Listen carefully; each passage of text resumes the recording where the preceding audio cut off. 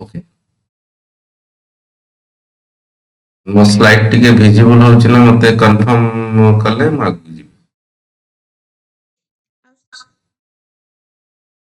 ଆସୁଛି ତ slide?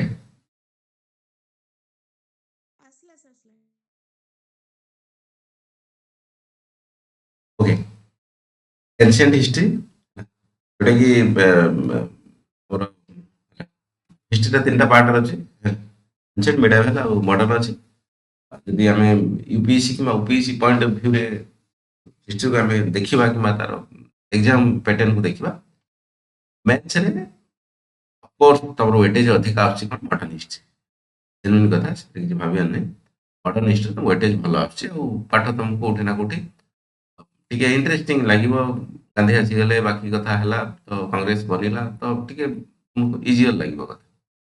ଏନସିଏଣ୍ଟ history no doubt ପାଠ ବୁଝିବା ପାଇଁ ତ ଡିଫିକଲ୍ଟ ବିଲକୁଲ ନୁହଁ, ବଟ୍ କ୍ୱେଶ୍ଚନ୍ ଯୋଉ ପରୀକ୍ଷାର ଏକ୍ଜାମରେ ଆସୁଛି କୋଉଠି ନା କୋଉଠି ଟିକେ ଟିକେ ଏପଟ ସେପଟ କରିକି ଡିପଲି ଜିନିଷ ପକେଇ ଦଉଛି, ଯୋଉଟା କି ତମେ ପଢିଥିଲେ ମଧ୍ୟ ପରୀକ୍ଷାରେ ଟିକେ କୋଉଠି ଏପଟ ସେପଟ ହେଇଯାଉଛି କଥା।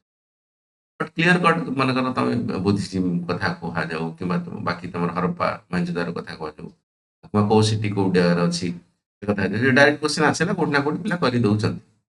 ତେଣୁ କିଛି କରିବାର ନାହିଁ ହେଲା, ସିଲାବସରେ ଅଛି ଯେହେତୁ ଆମକୁ ମେନ୍ସରେ ମଧ୍ୟ କ୍ୱେଶ୍ଚନ୍ ପକଉଛି, ବେଦିକ ପିରିୟଡ଼ କଥା କୁହାଯାଉ ହେଲା, ପକଉଛି। ତେଣୁ କୋଉଠି ନା କୋଉଠି ଇମ୍ପୋର୍ଟାନ୍ସ ଅଛି, ମେଡାଭାଲ ଅଛି। ପଲିଟିକ୍ସ ଉପରକୁ ଯିବ ନାହିଁ। ବିଭିନ୍ନ ସମୟରେ ଶୁଣୁଥିବ କି ମେଡାଭାଲ ହିଷ୍ଟ୍ରି ବନ୍ଦ ହେଇଯିବ କିମ୍ବା ତମ ସୁଲତାନ ହେଲା ଡାଇନେଷ୍ଟି କଥା କୁହା ହଉ ହେଲା, ତ ସେମାନଙ୍କ କଥା ସବୁ ଇତିହାସ ବହିରୁ ଉଠେଇ ଦିଆଯିବ। Different issue. ଏପର୍ଯ୍ୟନ୍ତ ଆମେ ତ ପଢିକି ଚାଲୁଛୁ କିମ୍ବା ୟୁପିଏସସିର ସିଲାବସରେ ଅଛି, ଯେବେ ଉଠିବ ଆମେ ପଢିବୁନି, ତ ଏବେ ଅଛି ଆମକୁ ପଢିବାକୁ ପଡେ, ସିଧା କଥା। ତେଣୁ କୋଉଠି ନା କୋଉଠି ପିଲା ଅଧିକା ପ୍ରାୟୋରିଟି ଦିଅନ୍ତି ମଡର୍ନ ହିଷ୍ଟ୍ରିକୁ। ଠିକ ଅଛି, ପରୀକ୍ଷା ପଏଣ୍ଟ ଅଫ ଭ୍ୟୁରେ ତମକୁ ଜାଣିବା ଦରକାର। ଷ୍ଟାର୍ଟିଂରେ ତମେ ଇଏ ଜିନିଷ ବୁଝି ଦିଅନି, ଆମକୁ ଏନସିଏଣ୍ଟ ହିଷ୍ଟ୍ରି କିମ୍ବା ମିଡିଆଭାଲକୁ ଆମେ ଟିକେ କମ ଫୋକସ କରିବା, ଆମକୁ ମଡର୍ନରେ ଅଧିକା ଫୋକସ। ସେଇଟା କ'ଣ କହିଲି, ସେଟା ମାଷ୍ଟର ଷ୍ଟ୍ରାଟେଜି। ଫୋକସ କୋଉଟାକୁ କେତେବେଳେ କରିବ ସେଟା ତାଠି ତ ମାଷ୍ଟର ଷ୍ଟ୍ରାଟେଜି। ମାଷ୍ଟର ଷ୍ଟ୍ରାଟେଜି କେତେବେଳେ କରିବ, ଯେତେବେଳେ ବିଗିନରରୁ ଉପରକୁ ଯିବ। ତେଣୁ ଷ୍ଟାର୍ଟିଂରେ ତମକୁ you have to cover all the syllabus as per the UPSC and OPSC syllabus concern। ସିଲାବସରେ ଯାହା ଅଛି ତମକୁ କଭର କରିବାକୁ ପଡିବ। ତାପରେ ତମକୁ PYQ ରେ କ'ଣ ଅଛି କିମ୍ବା କ୍ୱେଶ୍ଚନ କେମିତି ପକଉଛି, ଟିଚର୍ସ କ'ଣ ଗାଇଡ କରୁଛନ୍ତି, ସେ ଅନୁସାରେ ତମକୁ ଦେଖିବାକୁ ପଡିବ ତମକୁ କେତେ ପଢିବାକୁ ପଡିବ, କେତେ ନ ପଢିବାକୁ ପଡିବ କଥା, କିମ୍ବା କୋଉ ଜିନିଷଟାକୁ ଅଧିକ ଫୋକସ କରିବ।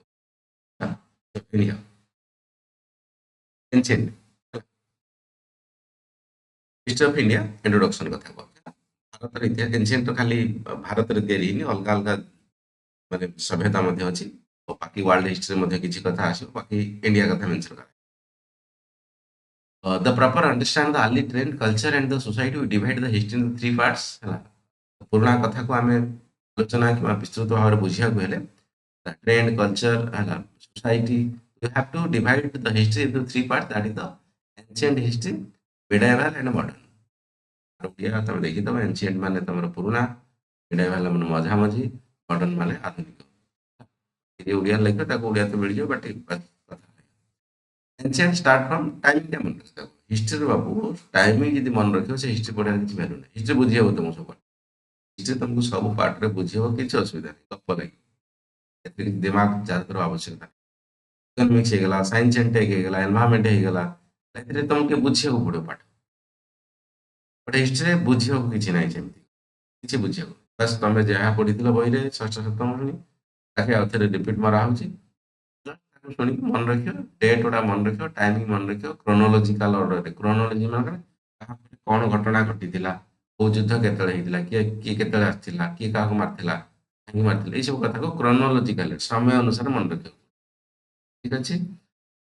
Ancient starts from the earliest time to the mid 18th century। ତାମାନେ ବହୁତ ପୁରୁଣା ସମୟରୁ ପେଲିଓଲିଥିକ କଥା କହିପାରିବା କିମ୍ବା ଆର୍ଲି ପେଲିଓଲିଥିକ କଥା କହିପାରିବା, ସେ ସମୟରୁ ହେଲା 8th ସେଞ୍ଚୁରୀ ବିସି ପର୍ଯ୍ୟନ୍ତ। ଏଡି ବିସି ନାହିଁ, ଏଡି କଥା, ଏଡି ମାନେ ଆନେ ଡୋମିନୋ କଥା କୁହାଯାଏ, ଯୀଶୁ ଖ୍ରୀଷ୍ଟଙ୍କ ମରିବା ପର କଥା ଏଡି। ତ ସେଥିପର୍ଯ୍ୟନ୍ତ 800 ସେଞ୍ଚୁରୀ ପର୍ଯ୍ୟନ୍ତ ହେଲା। There are not certain line to divide the history।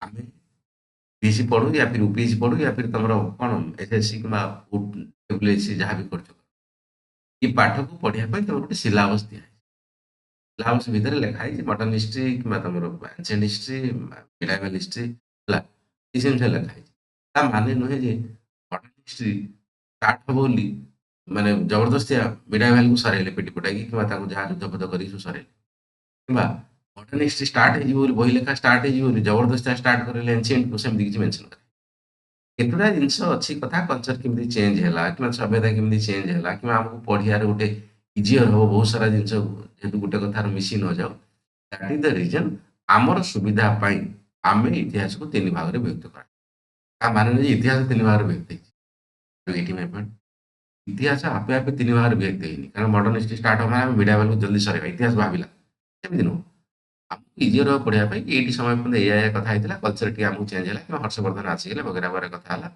है आम मेरा कल्चर चेंज है मजेदार बाकी कथा सरीगला वैदिक पीरियड सरीगला आम आपको मिडा भैल को ना से सल्तनत खत्म हो गले मॉडर्न हिस्ट्री को ना आम भाविले गोटे एमती डिवाइड कले सामान सामान पाठ रोच ठीक अच्छे माने ना इतिहास मजबूरी कला आमको डिवाइड करने से बिल्कुल नहीं से अनुसार डिवाइड किसी ना आम इतिहास बही केवल तीन भाग में व्यक्त कर सुविधा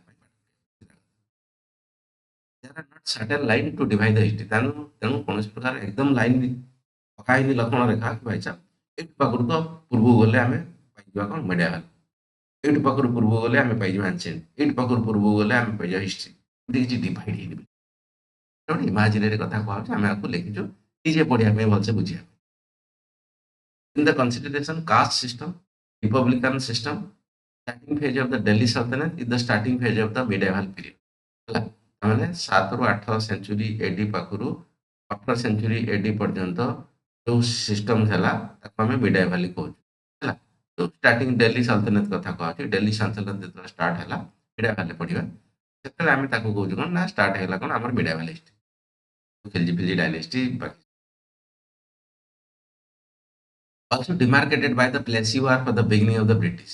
Plessy War जो स्टार्ट है पलासी जोटा कह से जिन स्टार्ट है कौन ब्रिटिश वाला भाई साहब पावरफुल हो गले स्टार्ट है मॉडर्न हिस्ट्री आम भावुँ इतिहास बही लेखा हे बोली प्लासी युद्ध है दिल्ली सल्तनत आसी पहुँची गले मिडाइवल युद्ध बोली आम सुविधा आम आपको भाग तीन टा कर रखी समय बुझीपु आर्लीस्ट समय 8 पर्यंत 8 ରୁ 18 पर्यंत 18 ରୁ ଏବେ 21 पर्यंत जहाँ भी चलती modern modern history plus post independence कथा पढ़ा क्वेश्चन पोस्ट इंडिपेंडेंस जो ज्यादा देखो किसी आसुच्छी बट पोस्ट इंडिपेंडेंस तुम ज्यादा करेन्ट अफेयर कथा कहूँ तुम पॉलिटी गुड़ाए कथा जो कन्स्टिट्यूशन केमी बनाला कथा संविधान कथा कहूँ इंडियन सोसाइटी कथा मेन्स पॉइंट ऑफ व्यू पढ़ुच कि गवर्नांस पढ़ुच पर्टिकुलर हिस्ट्री कथा कवर कर चलो ना जहाँ मॉडर्न हिस्ट्री एंड पर्यंत इन द सेंस भारत स्वाधीनता पर्यंत कौटी ना कौटी हिस्ट्री तुमको जहाँ पढ़ पोस्ट इंडिपेंडेंस पार्ट को तुम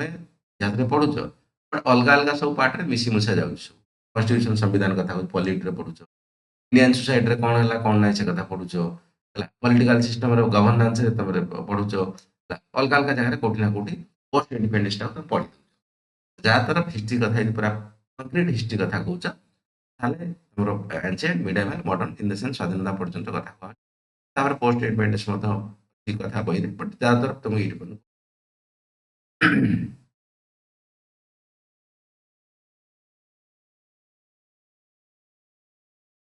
प्रथम कथा इतिहास बोरिंग भाविक शोई पड़ोनी आसीज इतिहास किसी बोरिंग नुह इतिहास मजा कथा अच्छे बहुत सारा युद्ध अच्छे बस जान दीपक बाबू कथा जाऊँ ना जाऊनी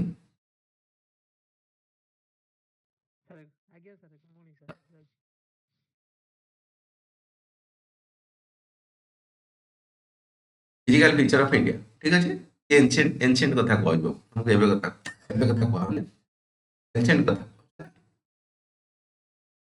human development direct link to the environment and the physical picture भाई साहब तुम ओडिशा रे रोच ओडिशा रे रोच कौन खाऊ पखाड़ खाऊ एग्जांपल दिया समस्त पखाड़ खाऊ ना मनकर पखाड़ ज्यादातर चली कथा भात खाऊे खाऊे आम भात खाऊे जीव कौटी जीव यूपी जीव या फिर दिल्ली जीव या फिर राजस्थान हरियाणा जीव they people are mostly eating to the roti chapati कौन है कथा एभेलेबिलिटी मनकर ଏଇଠି ତମର ରାଇସ୍ ଡୋମିନାଣ୍ଟ ଷ୍ଟେଟ୍ ଗୁଡ଼ା ସବୁ ୱେଷ୍ଟ ବେଙ୍ଗଲ ହେଇଗଲା, ଓଡ଼ିଶା ହେଇଗଲା, ଆନ୍ଧ୍ରପ୍ରଦେଶ ହେଇଗଲା, these are the rice dominant state, ଯୋଉଟାକି ତମର ଭୂଗୋଳରେ ପଢା। ତେଣୁ ଯେହେତୁ ଆଭେଲେବିଲିଟି ଆମ ପାଖରେ ରହିଲା, ମନେକର ଭାଇ ସାହେବ ଘରେ ଚାଉଳ ଅଛି, ତ ବାସ୍ ଭାତରେ ଭାତ କର, ଭାତରେ ମୁଢି, ଏତେ କଣ ଚାଉଳରେ ଭାତ କର, ଚାଉଳରେ ମୁଢି କର, ଚାଉଳରେ ଛତୁଆ କର, ଚାଉଳରେ ପିଠା କର, ଚାଉଳର ହଜାର ପ୍ରକାର ଚୁନା କରିକି ତାକୁ ଝୁଟି କାଟ। ତେଣୁ ଚାଉଳରେ ଯେତେ ଭେରାଇଟି ହେଇପାରିବ ଚେଷ୍ଟା କରାହେଲା ଚାଉଳରୁ ବାହାର କରିବା ପାଇଁ, କାରଣ ଇଜିଲି ଆଭେଲେବୁଲ ଅଛି। ଏକ୍ଜାମ୍ପଲ ଦଉଛି, ବାକି ସବୁ ଏକ୍ଜାମ୍ପଲ ସେଇଭଳିଆ ତମେ ଭାବିପାରିବ, ପରୀକ୍ଷା ଖାତାରେ ଅଲଗା ଅଲଗା ଜାଗାରେ ଅଲଗା ଅଲଗା ଏକ୍ଜାମ୍ପଲ ଦେଇକି ଲେଖିପାରିବ। ଏକ୍ଜାକ୍ଟଲି ସେମିତି ଆମେ ୟୁପି ଯିବ, ଉତ୍ତରପ୍ରଦେଶ କଥା କହ, ସେଇଠି ତାଙ୍କର ରୁଟି ଅଧିକା କରାହଉଛି, ରୁଟି ମାନେ ଯୋଉ ଗହମ ଗେହूं ହେଲା ଅଧିକା କରାହଉଛି, ଯାହାଫଳରେ ଆଭେଲେବୁଲ ତାଙ୍କର ମନେକର ଗହମ ରହିଲା, ଗହମ ଅଟା କରିଦେଲେ, ଗହମରେ ମାଣିଆ କରିଦେଲେ, ଛତୁଆ କରିଦେଲେ, ଅଲଗା ଅଲଗା ସବୁ ଗହମରେ ବିଭିନ୍ନ ପ୍ରକାର କଥା ସେ ସବୁ ଜିନିଷ କଲେ, ତ କୋଉଠି ନା କୋଉଠି ତାଙ୍କୁ ରୁଟିଟାକୁ ଫେଭରାଇଟ ରହିଲା ଖାଇବା। ସେଇଭଳିଆ ସବୁ ଜିନିଷ ଆକ୍ଚୁଆଲି ତିଆରି ହେଇଛି ଆମ ଏନଭାୟରମେଣ୍ଟ ସହିତ। ଫର ଏକ୍ସାମ୍ପଲ ଆମେରିକା କଥା କୁହ, ପିଜା ବର୍ଗର ବଗେରା ବଗେରା ସବୁ ଫାଷ୍ଟ ଫୁଡ ବଗେରା ବଗେରା ସବୁ ର ଫୁଡ ସେଗୁଡା ଖାଉଛି କଣ ପାଇଁ? ତାଙ୍କର ଜେନେରାଲି ପ୍ରୋସେସ ଫୁଡ ପାଇଁ ଇଣ୍ଡଷ୍ଟ୍ରି ଅଧିକା, ହାତ ପାଖରେ ସବୁ ପହଞ୍ଚି ଯାଉଛି ଇଣ୍ଡଷ୍ଟ୍ରି ହେଲା, ରେଡିମେଡ ଫୁଡ ଅଧିକା ତାଙ୍କୁ ଖାଇବା ପାଇଁ ଇଚ୍ଛା ନଥିଲେ ବି ଖାଇବା ପାଇଁ ପଡୁଛି, କାରଣ କଲଚର ତାଙ୍କର ସେମିତି ରହିଛି, ସମସ୍ତେ ମା କାମ ତ ବାପ କାମ ତ ଛୁଆ, ଛୁଆ କାମ ତ ବାକି ବକା। ତ କୋଉଠି ନା କୋଉଠି ତମର ଏନଭାୟରମେଣ୍ଟ ତମକୁ ପ୍ରାୟ ପ୍ରକାର ଜିନିଷ ଶିଖେଇ ଦଉଛି, କିମ୍ବା ଆପେ ଆପେ ତମ ଭିତରେ କ୍ରିଏସନ କରେଇ ଦଉଛି। ପଖାଳ ଖିଆ ତମକୁ କିଏ ଶିଖେଇନି, ଆପେ ଆପେ ବାପା ଖାଉଛି, ମା ଖାଉଛି, ତମେ ଖାଇବା ଷ୍ଟାର୍ଟ କର, ତମ ଛୁଆ ଖାଇବା ଷ୍ଟାର୍ଟ କରିବେ, ବାକି ତା ପିଲା ଖାଇବା ଷ୍ଟାର୍ଟ କରିବେ। କୋଉଠି ନା କୋଉଠି ଏନଭାୟରମେଣ୍ଟ ଗୁଡାଏ ପ୍ରକାର ଜିନିଷ କଥା ଶିଖେଇ ଦବ, ସେଇ କଥା ଇତିହାସକୁ ମଧ୍ୟ ଏନଭାୟରମେଣ୍ଟ ଶିଖି, ତା ମାନେ କଣ କଥା କୁହାଯାଉଛି, ଯୋଉ ହରପ୍ପା କଥା କୁହାଯାଉ, ମହେଞ୍ଜୋଦାର କଥା କୁହାଯାଉ, ଇଣ୍ଡସ୍ ଭ୍ୟାଲି ସିଭିଲାଇଜେସନ କଥା, ଏମିତି ବନିଲା ଏସବୁ ଜିନିଷ ସମୟ ଅନୁସାରେ, ପରିସ୍ଥିତି ଅନୁସାରେ, କଣ ୱେଦର କଣ୍ଡିସନ ଥିଲା, ପାଖାପାଖି ନଦୀ କଣ ଥିଲା, ଲୋକ କେମିତି ଥିଲେ, ଯୁଦ୍ଧ କେମିତି କରୁଥିଲେ, ଘୋଡା କଣ ଥିଲା, କେମିତି ଚାଲିକି ଯାଉଥିଲେ, ଜଙ୍ଗଲ କୋଉଠି କୋଉଠି ଥିଲା, ଏ ସବୁ ସିଚୁଏସନ ଅନୁସାରେ ଜାଗା, ପାଣିପାଗ, ଜଳବାୟୁ ଏସବୁ ଜିନିଷ ତିଆରି, ତାକୁ ଧୀରେ ଧୀରେ ଆଗକୁ ଆଗକୁ ଯାଇକି ବର୍ତ୍ତମାନ ପର୍ଯ୍ୟନ୍ତ ଆମେ ଦେଖୁଛୁ ଭାରତ ଏଇଟା ପାର୍ଲାମେଣ୍ଟ ଅଛି, ଷ୍ଟେଟ ସେକ୍ରେଟାରିଏଟ ଅଛି, ନ୍ୟାସନାଲ ହାଇୱେ ଯାଇଛି, ପୁରୀ ଜଗନ୍ନାଥ ମନ୍ଦିର, କୋଣାର୍କ ମନ୍ଦିର, ବଗେରା ବଗେରା କଥା। ତ ଧୀରେ ଧୀରେ ସମୟ ଅନୁସାରେ ଆଗକୁ ଯାଇ ବହୁତ ତଳକୁ ଯିବା, ପୁରୀ ମନ୍ଦିର ଅଛି, କୋଣାର୍କ ମନ୍ଦିର ଅଛି, ରାଜାରାଣୀ ମନ୍ଦିର ଅଛି, ଲିଙ୍ଗରାଜ ମନ୍ଦିର ଅଛି ହେଲା। ଇଣ୍ଡିଆ ପାକିସ୍ତାନ ଭିତରେ ବର୍ଡର ଅଛି, ଇଣ୍ଡିଆ ନା ବାଂଲାଦେଶ ଇଣ୍ଡିଆ ପାକିସ୍ତାନ ଭିତରେ ବର୍ଡର ଅଛି, ବହୁତ ପ୍ରକାର କଥା ନାହିଁ। ଇତିହାସକୁ ଫେରିବା, ତେଣୁ କୋଉଠି ନା କୋଉଠି ଏସବୁ ଜିନିଷ ତିଆରି ହେଇଛି, ସମୟ, ପରିସ୍ଥିତି, ଯୁଦ୍ଧ ବା ଖାଦ୍ୟ, ଭୋକ, ଏସବୁ ଜିନିଷ କୋଉଠି ନା କୋଉଠି ଶିଖେଇଛି ଆମକୁ, ଯାହା ଜିନିଷ ଶିଖେଇଛି ସେ ଅନୁସାରେ ଆପେ ବହୁତ ପ୍ରକାର ଜିନିଷ ଆପେ ଆପେ ହେଇଯାଇଛି। ଏକ୍ସାମ୍ପଲ କୁହନ୍ତି ଇତିହାସ ଶିଖେଇଛି ବୋଲି, ଇତିହାସ ଆମକୁ ଶିଖେଇଲା କଣ, ଶିଖେଇଲା ନାଇଁ କଥା ସବୁ ଶିଖେଇଲା। According to the soil topography, rain, climate, people different in their language, food, crop pattern, ଯୋଉ କଥା କହିଲି ସେ କଥା ମେନସନ କରାଯାଇଛି। ସମୟ ଅନୁସାରେ, କାଳ ପରିସ୍ଥିତି ଅନୁସାରେ, କ୍ଲାଇମେଟ ଅନୁସାରେ ପିପୁଲ ଡିଫରେଣ୍ଟ, ତାଙ୍କର ଲାଙ୍ଗୁଏଜ ଅଲଗା ଅଲଗା, କିଏ ଓଡ଼ିଆ କହୁଛି, କିଏ ତେଲୁଗୁ କହୁଛି, କିଏ ବଙ୍ଗାଳୀ, ତାମିଲ, କନ୍ନଡ଼, ବିଭିନ୍ନ ପ୍ରକାର ଭାଷା, କୋଉଥିପାଇଁ, ସମୟ ପରିସ୍ଥିତି କାଳପତ୍ର। ଭାଷା କେମିତି ତିଆରି ହେଲା ଆମେ ଦେଖିବା, ପଲିଟିରେ ଅଛି, ଇତିହାସରେ ମଧ୍ୟ ଅଛି। ଆମେ ଓଡ଼ିଆ କହିଲୁ ହେଲା, ତ ଉତ୍କଳ ସମ୍ମିଳନୀ କଥା ପଢା ହବ ତମର ଇତିହାସରେ, କିଏ ଜଣେ ବେଙ୍ଗଲୀ କହିଲା, କିଏ ତାମିଲ କହିଲା ହେଲା, କିଏ କନ୍ନଡ଼ କହିଲାଣି, what is the reason behind this, ଗୋଟେ ପ୍ରକାର କଥା, ଆମେ ଇଣ୍ଡିଆରେ ରହୁଛୁ ନା, ତେଣୁ କୋଉଠି ନା କୋଉଠି ସିଲାବସ୍ ଯେତେବେଳେ ସରିବା ପାଖାପାଖି ହବ, ତ ଏଇସବୁ ଜିନିଷ କୋଉଠି ନା କୋଉଠି ଇଣ୍ଟର କନେକ୍ସନ ମାଧ୍ୟମରେ ସବୁ ଜିନିଷ ଜଣା ପଡିଯିବ, ଭାଇ କୋଉଠି ଅଛି କୋଉଠି କନେକ୍ସନ ହେଇଛି। ତେଣୁ ମାନିକି ଚାଲ, ବିଭିନ୍ନ ପ୍ରକାର ଲୋକ ଅଲଗା ଅଲଗା ଲାଙ୍ଗୁଏଜ, ଖାଦ୍ୟ କଥା କହିଲି, କିଏ ରୁଟି ଖାଉଛି, କିଏ ଭାତ ଖାଉଛି, କିଏ ପିଜା ବର୍ଗର ଖାଇକି ରାତିରେ ଶୋଉଛି, କ୍ରପ ପ୍ୟାଟର୍ନ କୋଉଠି ଧାନ ହଉଛି, କୋଉଠି ଗହମ ହଉଛି, କୋଉଠି ମାଣ୍ଡିଆ ହଉଛି, କୋଉଠି ବାଜରା ହଉଛି, କୋଉଠି ବିଭିନ୍ନ ପ୍ରକାର କଥା ଅଲଗା ଅଲଗା ହଉଛି। ଜାଣିଦେଲି ନା ଜଳବାୟୁ କଥା କୁହାହେଇପାରିବ ଏଠି। Local regional difference, we can find out the different way. Local regional difference. Local ମାନେ ବହୁତ ଆଉ କିଛି local ବୁଝିବ। For example, ଓଡ଼ିଶା କଥା ମାନେ ଗୋଟେ ଜାଗା, ଗୋଟେ ଷ୍ଟେଟ୍ ନିଅ। ଗୋଟେ ଷ୍ଟେଟରେ ତମେ ଯଦି ସମ୍ବଲପୁର ଯିବ, ସେଠି ତମକୁ ଟିକେ ଲାଙ୍ଗୁଏଜରେ ଡିଫରେନ୍ସ ରହିବ। ବ୍ରହ୍ମପୁର ଯିବ, ସେଠି ଟିକେ ଡିଫରେନ୍ସ ରହିବ। ପୁରୀ ଯିବ, ସେଠି ଡିଫରେନ୍ସ ରହିବ। ବାଲେଶ୍ୱର ଯିବ, ଡିଫରେନ୍ସ ରହିବ। ମୟୂରଭଞ୍ଜ ରହିବ, ଡିଫରେନ୍ସ ରହିବ। ମାଲକାନଗିରି ପାଖାପାଖି ଯିବ, ସେଠି ଡିଫରେନ୍ସ ରହିବ। ଏ ଗୋଟିଏ ଆମେ ରାଜ୍ୟ ଭିତରେ ରହିଲେ ମଧ୍ୟ କୋଉଠି ନା କୋଉଠି ପୁରା କଥା କହୁନୁ, ଓଡ଼ିଆ କଥା ତ ସମସ୍ତେ ବୁଝୁଛନ୍ତି ଏଠି। କୋଉଠି ନା କୋଉଠି ଟିକେ ଟିକେ ସ୍ଲାଇଟ୍ ରିଜନାଲ୍ ଡିଫରେନ୍ସ। କଲଚର କଥା କୁହାହଉଛି। କୋଉଠି ରଜ ଅଷ୍ଟମୀ ଭଲସେ ହଉଛି, ଦୁର୍ଗା ପୂଜା ଭଲସେ ହଉଛି, ତ ଆଉ କୋଉଠି ବରଗଡ଼ ଧନୁଯାତ୍ରା ଭଲସେ ହଉଛି, କୋଉଠି ନୂଆଖାଇ ଭଲସେ ହଉଛି। ସେ ଜାଗାରେ ଆମେ ରହିଛୁ। କୋଉଠି ନା କୋଉଠି ଆମର ଯୋଉଟାକି ତମ ଆର୍ଟ ଆଣ୍ଡ କଲଚରରେ ପଢା ହବ, ପୂଜା ପର୍ବାଣୀ ଏସବୁ। ବଟ୍ କୋଉଠି ନା କୋଉଠି ଗୋଟେ ଜାଗା ରହିଲେ ମଧ୍ୟ ଅଲଗା ଅଲଗା ଜିନିଷ ଅଛି। କଣ ପାଇଁ ନା ସମୟ ପରିସ୍ଥିତି ଶିଖେଇଛି ସବୁ ଏ କଥା। ଯାହା ଶିଖେଇଛି ଡାୟଲଗ, ସେଇ ଡାୟଲଗରେ ଏତିକି କଥା ସବୁ। But cultural influence in the South Asia and Southeast Asia also makes somewhat due to maritime contact. South Asia और South East Asia ଭିତରେ difference କିଏ କହିପାରିବ ବାବୁ geography point of view ରେ? geography କିଏ ପଢୁଛି? South Asia and Southeast Asia, what is the difference between? Hmm? Asia, you Mili Pradhan madam, South Asia South East Asia कौन कौन आସୁଛି କଥା? yes साउथ एशिया ରେ yes साउथ ଜାଣିନି, ଭେରି ଗୁଡ୍, ବଢିଆ ଆନ୍ସର ଏଇଟା, ପରଫେକ୍ଟ ଆନ୍ସର ହେଲା ଜାଣିନି। ଦେବକ ବାବୁ କୁହ, ଜାଣିନି, କୁହନ୍ତୁ, ହଁ କୁହ କୁହ, ଦେବକ ବାବୁ କୁହ।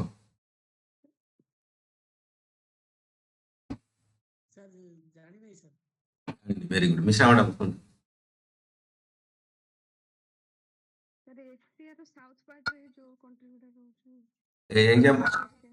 ଏକ୍ସାମ୍ପଲ ଦିଟା ଖଣ୍ଡେ, ଏକ୍ସାମ୍ପଲ ଗୋଟେ ଦିଟା ଖଣ୍ଡେ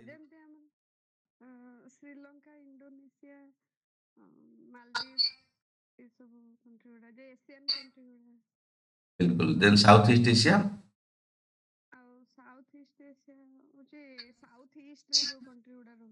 एग्जांपल दे दियो दिटा, दिटा खंडे एग्जांपल। चलो सो हाँ ठीक है किछ असुविधा सुदर्शा मैडम ଜାଣିନି, ଭେରି ଗୁଡ୍, ସିଧା ଆନ୍ସର ହେଲା। ପଢା ହବ ଯୋଗ୍ରାଫି ତମକୁ ସାଉଥ ଏସିଆ କଥା, ଏସିଆ ଯୋଉଠି ମ୍ୟାଡାମ କହିଲେ ଏସିଆର ସାଉଥ ପାର୍ଟଟା ତମର ଇଣ୍ଡିଆ କଥା ଆସିବ, ସେଇଥିପାଇଁ ପଚାରିଲି। ତମେ ଇଣ୍ଡିଆ ଲୋକ ନା, ସେଇ କଥାଟା ଯେହେତୁ ଏଇଠି ଅଛି ମୁଁ ସେଇଥିପାଇଁ ପଚାରିଲି କଥାଟା। ସାଉଥ ଏସିଆରେ ତମର ଇଣ୍ଡିଆ ଆସିଯିବ, ଯୋଉଟା କି ପାକିସ୍ତାନ ଆସିଯିବ, ହେଲା ତମର ସେ ଯୋଉ ଶ୍ରୀଲଙ୍କା କଥା କହୁଛି ସେ ଆସିଯିବ। ସାଉଥ ଇଷ୍ଟ ଏସିଆ ତଳେ ଏପଟେ ଯୋଉ ଅଛି, ଏପଟେ ମାନେ କଣ କଣ ଅଛି, ଯୋଉଟା ଇଣ୍ଡୋନେସିଆ କହିଦେଲେ ମିଶେଇ ଦେଲେ ସାଉଥ ଏସିଆ ସହିତ, ସାଉଥ ଇଷ୍ଟ ଏସିଆରେ ଆସିବ। ଇଣ୍ଡୋନେସିଆ, ମାଲେସିଆ, ଠିକ ଅଛି, ତମର ବ୍ରୁନେଇ, ହେଲା ତମର ଥାଇଲାଣ୍ଡ, ହେଲା ତମର ସେ ଯୋଉ ତଳକୁ ଅଛି ଆଉ ଛୋଟ ମୋଟ ଦେଶ ଗୁଡା ଅଛି, ଯୋଉ ଦିଲ୍ଲୀ ଗୋଟେ ଅଛି, ଦିଲ୍ଲୀ ନା ତ ଦିଲ୍ଲୀ, ଭାରତ ଯୋଉ ଦିଲ୍ଲୀ ଅଛି ସେ ଦିଲ୍ଲୀ ନୁହେଁ, ଦିଲ୍ଲୀ ଦିଲ୍ଲୀ ସେ ଦେଶ।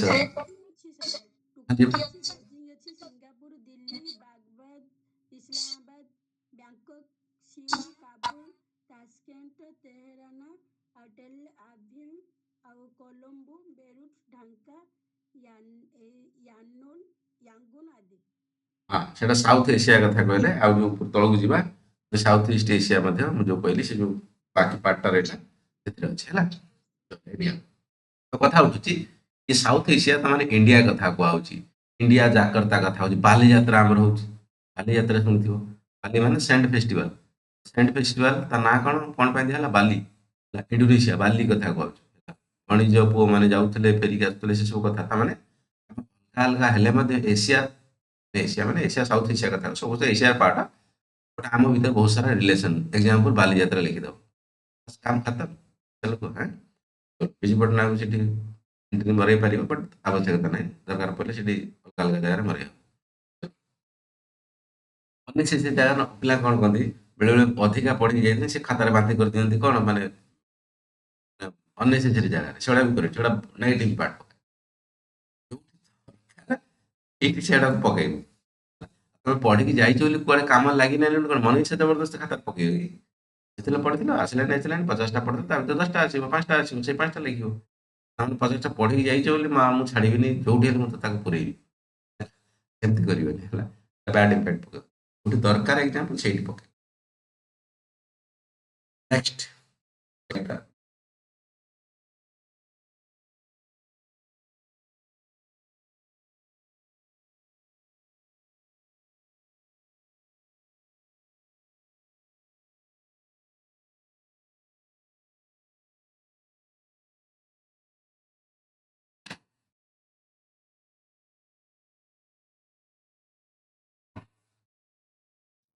सर ट्रोपोग्राफी भी लगा रहा।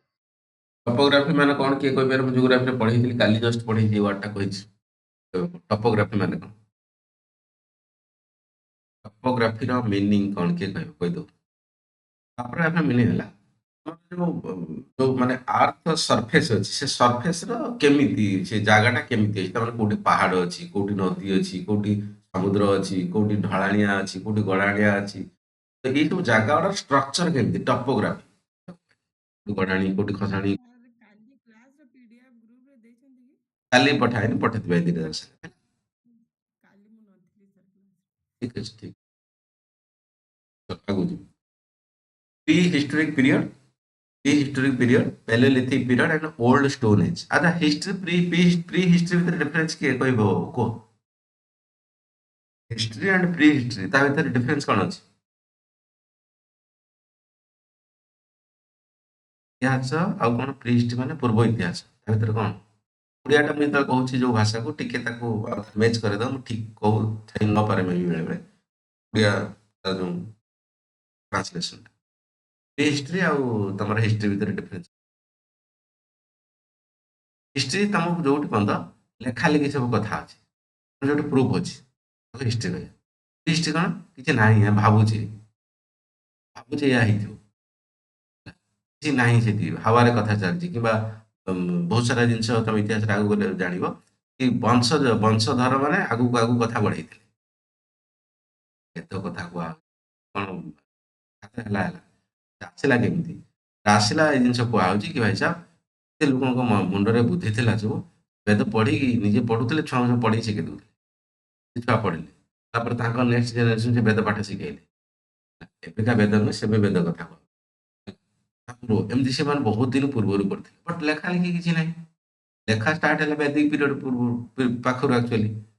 ସେ କଥା କୁହାହଉଛି ଯେବେଠୁ ଆମର ଡକୁମେଣ୍ଟେସନ ଅଛି, ଲେଖା ଲେଖି କଥା ଅଛି, ସେ ଲେଖା ଲେଖି ମାନେ ଯେକୌଣସି କଥା ହଉ। ଲେଖା ଲେଖି ମାନେ ତମେ ଭାବିବନି କେବଳ କାଗଜ ପତ୍ର ଲେଖା ହଉ, ଲେଖା କୁହାହଉଛି ନା।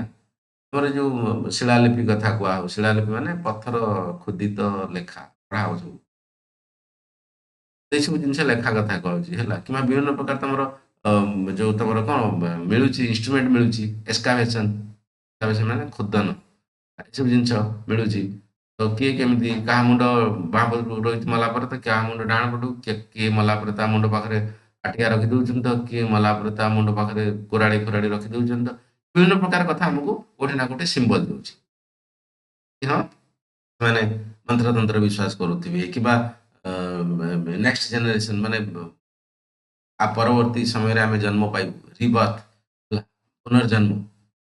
ତ ସେ ସବୁ କଥାରେ କିଏ ବିଲିଫ୍ ରଖୁଛି, କିମ୍ବା ମଣିଷ ଜନ୍ମ ବଡ଼ ଖତରନାକ, ତାକୁ ଏଣ୍ଡ ହେଇଯିବା ଦରକାର, ଭଗବାନ ସହିତ ମିଶିଯିବା ଦରକାର, ଏମିତି ମଧ୍ୟ କିଛି ଦେଖିବାକୁ ମିଳୁଛି। ଏ ତମାମ ପ୍ରକାର କଥା ସବୁ ଖତରନାକ ମାନେ ତାକୁ ପଜିଟିଭ ନବ।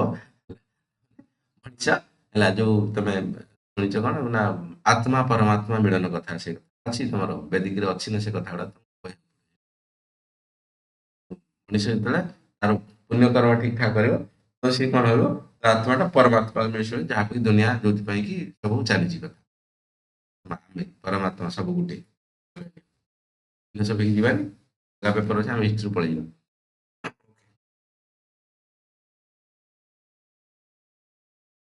ହିଷ୍ଟ୍ରି ହେଲା କହିଲି, ପେଲିଓଲିଥିକ ତମର ଯୋଉ ପୂର୍ବ ସମୟ କଥା, ମେଜୋଲିଥିକ, ନିଉଲିଥିକ, ଏ ପଥର ଏ ଯୋଉଗୁଡା ସବୁ କହୁଛ, ପ୍ରସ୍ତର ଯୁଗ ସବୁ ପଡିଛି ସେ କଥା। earliest traced human existence in the second interglacial period। Interglacial period तुमको एटा एक्चुअली ज्योग्राफी बेसी कथा देख कଣ जो सूर्य पृथ्वी चारिपटे घुरुଛନ୍ତି, जो पृथ्वी चारिपटे घुରୁ ନାହାନ୍ତି, सूर्य ଚାରି ଘୁରୁଛି ଏ ପୃଥିବୀ, ୟାଙ୍କର ମଧ୍ୟ ଏ ଯୋଉ ଏକ୍ସିସ୍ କଥା କହୁଛୁ କିମ୍ବା ବୁଲୁଛି କଥା, ପରିଧି କଥା କହୁଛି, ଏ ପରିଧିରେ ଇଏ କନଷ୍ଟାଣ୍ଟ ଟାଇମ ନଥାଏ। ମୁଁ ଜାଣିଛି ଏମିତି ପ୍ରକାର ଚକ୍ର ଆର୍ଥିକ, ତ ଏଇଠି ବୁଲୁଛି ତ ଠିକ ଅଛି ପାଖାପାଖି, ଯେତେବେଳେ ଏଇଠି ବୁଲୁଛି କୋଉଠି ନା କୋଉଠି ତାର ଡିଷ୍ଟାନ୍ସ ବହୁତ ବଢି ଯାଉଛି, ଡିଷ୍ଟାନ୍ସ ବହୁତ ବଢି ଯାଉଛି।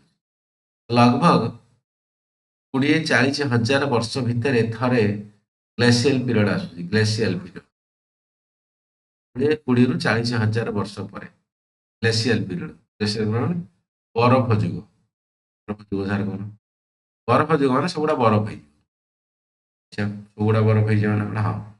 ତମେ ଯେମିତି ବର୍ତ୍ତମାନ ଦେଖୁଛ କୋଉ ଜାଗାରେ ନା ତମର ନର୍ଥ ପୋଲ ସାଉଥ ପୋଲ ଦେଖୁଛ, ଉତ୍ତର ଗୋଲାର୍ଦ୍ଧରେ ଯୋଉ ଉତ୍ତର ପୋଲ, ପୋଲ ମାନେ ଧ୍ରୁବ ବୋଧେ ଓଡ଼ିଆ। ଉତ୍ତର ଧ୍ରୁବ ଦକ୍ଷିଣ ପାଖରେ ସେଇଠି ଯୋଉ ଦେଖୁଛ ସେଠି ଗ୍ଲେସିୟାର୍ସ ଅଛି, ବରଫ ଅଛି ସବୁ। ସେ ବରଫ ସବୁଆଡେ ହେଇଯିବ। ଆମେ ଯୋଉ ଓଡିଶାରେ ରହୁଛୁ ଏଇଠି ବରଫ ହେଇଯିବ। ବରଫରେ ସବୁ ଜୀବଜନ୍ତୁ ବଞ୍ଚିପାରିବେ। ଡାଇନୋସର କଣ ପାଇଁ ମରିଗଲା? Survival of fittest. ମାନେ ତାକୁ ଯାହା ଦରକାର ଖାଦ୍ୟ, ତାକୁ ଯାହା ଦରକାର ଆଟମୋସ୍ଫିୟର, ତାକୁ ଯାହା ଦରକାର ଟେମ୍ପରେଚର, ସେ ଜିନିଷ ହେଇପାରିଲାନି, ମରିଗଲା। ତେଣୁ ଯେତେବେଳେ ଏକ୍ସେସ ବରଫ ଆସିକି ପଳେଇ ଆସିବ, ବହୁତ ସାରା ଜୀବଜନ୍ତୁ ଯୋଉମାନେ କି ଥଣ୍ଡାକୁ ସହି ପାରୁନାହାନ୍ତି ସେମାନେ ଲୋପ ପାଇଯିବେ। ଆମେ କଣ ସବୁ ଲୋପ ପାଇଯିବା? ଜି ହଁ, ଲୋପ ପାଇଯିବା। ଧନ ସମ୍ପତ୍ତି ସବୁ ସଞ୍ଚିତ ସେଇଟା ଭଗବାନ ଖାଇବେ। ଏନି ହାଉ, ସତରେ ଏ ସବୁ ସମୟ ଆସିବ। ସମୟ ଆସିଲେ କଣ ସେଟା ସବୁ ଚେଞ୍ଜ ହେଇଯିବ। ପୁଣି ପୁଣି ନେକ୍ସଟ ଯେତେବେଳେ ଗ୍ଲାସିୟର ପିରିୟଡ଼ ହଟିଯିବ, ପୁଣି ଧୀରେ ଧୀରେ ସୂର୍ଯ୍ୟଙ୍କ ପାଖକୁ ପୃଥିବୀ ଆସିବ ହେଲା। ଧୀରେ ଧୀରେ ଧୀରେ ଧୀରେ ପୁଣି ଗରମ ହେଇଯିବ। ପୁଣି ସମାଜରେ ନୂଆ ପ୍ରକାର ମଣିଷ ଜନ୍ମ ହୁଅନ୍ତୁ, ୟା ଫିର ଆଉ କିଏ ବାଘ ଜନ୍ମ ହଉ, ୟା ଫିର ଏଲିୟନ ଜନ୍ମ ହଉ, ଯାହା ବି କଥା ହବ ହେଲା। ତେଣୁ ତା ପୂର୍ବରୁ କଣ ଇଣ୍ଟରଗ୍ଲେସିଆଲ ପିରିୟଡ଼ ଆସିଥିଲା? ଆସିଥିଲା। ସମାଜ ନଥିଲା? ନଥିଲା। ତାପରେ ପୁଣି ଧୀରେ ଧୀରେ ଷ୍ଟାର୍ଟ ହେଲା? ଷ୍ଟାର୍ଟ ହେଲା। ହୁଁ, ସେଇ କଥା କୁହ। ବହୁତ ସମୟ ଅଛି। ତା ଭିତରେ ତମେ ଆଇସ୍ ଫାଇସ୍ ପାଇକି ବୁଢା ବୁଢୀ ହେଇକି ମରି ମୁରାକି 5ଟା 50ଟା 100ଟା 1000ଟା 1,00,000ଟା ଜନ୍ମ ମଧ୍ୟ ପୁଅ ପାଇଯିବେ। ତମ ପର ଜେନେରେସନ ହବା ପାଇଁ ବହୁତ ଦିନ ଅଛି। 40,000 ବର୍ଷ ମାନେ ବୁଝିପାରୁଛ କେତେଟା ତମର ଜେନେରେସନ ଯାଇଥିବେ, କଣ କଣ କଥା ହେଇଥିବ। ଡରିବାର ଚାନ୍ସ ନାହିଁ। ଓକେ, ପ୍ଲସ୍ ବ୍ଲାକ୍ ହୋଲ କଥା ଆମେ ପଢିବା, ଯେତେବେଳେ ଜିଓଗ୍ରାଫିରେ ପଢିବା ସେ କଥା ମଧ୍ୟ ଅଛି। ସୂର୍ଯ୍ୟ ଫାଟିଯିବ ଦିନେ, ଆମେ ସରିଯିବ। ହେଲା। ପୃଥିବୀ ତ ଧ୍ୱଂସ ହବ ନିଶ୍ଚିତ, କିଛି ଭାବିବାର ନାହିଁ। ବଟ୍ ରିଜେନେରେସନ ପୁଣି ହବ, ସେ କଥା କୁହାହଉଛି।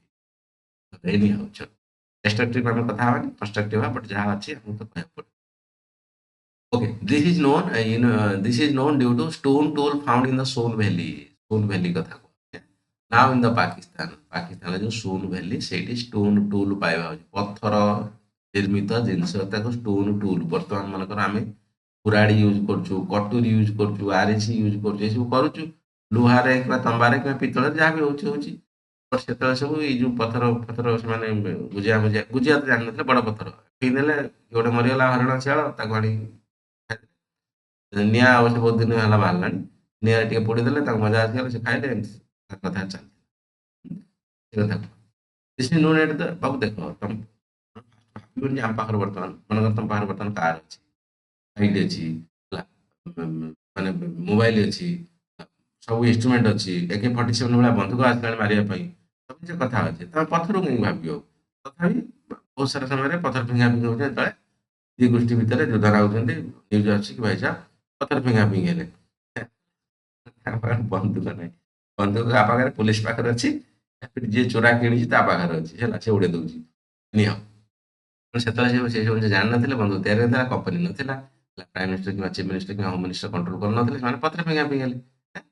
ତାପରେ ସେମାନେ ଫାଷ୍ଟ ରନିଂ ଯୋଉମାନେ ଥିଲେ ଜାନୁଆର ମାନେ, ଗୋଟେ ଦୌଡୁଛି କି ହରିଣ, ତାକୁ ଏମାନେ ଦୌଡ଼ିକି ଧରି ପାରୁନାହାନ୍ତି ନା, ପଥର ଟା ଫିଙ୍ଗି ଦେଲେ ବାସ୍ ମାରିଲେ, ଆରାମସେ ଖାଇଲେ। It's known due to the stone tool found in the Son Valley, ଯୋଉଟା କି ପାକିସ୍ତାନ କଥା କହ, in the South India, mainly in the Chennai. ଇଣ୍ଡିଆରେ ଚେନ୍ନାଇରେ ବାକି ତ ଇତିହାସ ପଢୁଛ ନା, ଯାହା ତରଫ ଇଣ୍ଡିଆ ପାକିସ୍ତାନ କିଛି ନାହିଁ, ସବୁଟା ଇଣ୍ଡିଆ। ବଟ୍ ଯେହେତୁ ବର୍ତ୍ତମାନ ତମେ ବୁଝିବା ପାଇଁ ସୁବିଧା ହବ, ସେଇଟା ସେଥିପାଇଁ ପାକିସ୍ତାନ ଲେଖା ହବ। ବୁଝିପାରୁଛ କଥା, ଇଣ୍ଡିଆ ପାକିସ୍ତାନ 47ରେ ଇଏ ଏନସିଏଣ୍ଟ କଥା ପଢା ହଉଛି। 5,000 ବର୍ଷ ପରେ କୋଉଠି ପାକିସ୍ତାନ ଆସିଲା? ପାକିସ୍ତାନ କିଛି ନାହିଁ। ବୁଝିପାରୁଛ ତ କଥା? ଏଇଥିପାଇଁ ବର୍ତ୍ତମାନ ପଢା ହଉଛି, ତମେ ବର୍ତ୍ତମାନ ସେ କଥାଟା ବୁଝିବ। ସେତେବେଳେ ସମୟରେ ପାକିସ୍ତାନ କିଛି ନାହିଁ, ବାଂଲାଦେଶ କିଛି ନାହିଁ, ବାକି ବହୁତ ସାରା ଦେଶ ଏପଟ ସେପଟ କିଛି। ଏଇଠି ପାଇଁ point ମୁଁ କଣ କଣ in India, primitive human, human lasted still 8,000 BC। primitive ମାନେ ପୁରୁଣା, ପ୍ରାଚୀନ ତା କଥା ଆସିବ। ସେଭଳିଆ ହ୍ୟୁମାନ ଯୋଉ ତମେ ପଢିଛ, ଅଲଗା ଅଲଗା ପ୍ରକାର ତମେ ବହୁତ ସାରା, ଏବେ ସିନା ମଣିଷ ଏମିତି ଦେଖୁଛ, ସେଥିରେ ମଣିଷ ସେମିତି ତା ଲାଞ୍ଜ ଫାଞ୍ଜ ଥିଲା, କିମ୍ବା ବିଭିନ୍ନ ପ୍ରକାର ସବୁ ରୁମ ହୁମ ଉଠୁଥିଲା, ହଜାର ପ୍ରକାର କଥା ସବୁ ଥିଲା। ତ ସେ କଥା used stone, roughly dredged by the, chipping exact alluvial plain in the Indus, Ganga Jamuna rivers। roughly dredged ମାନେ ଯୋଉ ପଥର ୟୁଜ କରୁଥିଲେ, roughly dredged ତା ମାନେ একদମ ସାଇଟିଆ ପଥର କରିପାରୁନଥିଲେ। ସାଇଟିଆ କାହିଁକି ଖୋଲା ଅଛି ବାବୁ?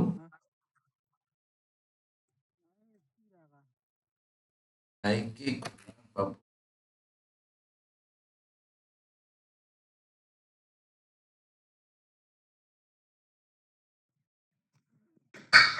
ଗଙ୍ଗାଧର ନାୟକ ବାବୁ ମାଇକ୍ ବନ୍ଦ କରିବ।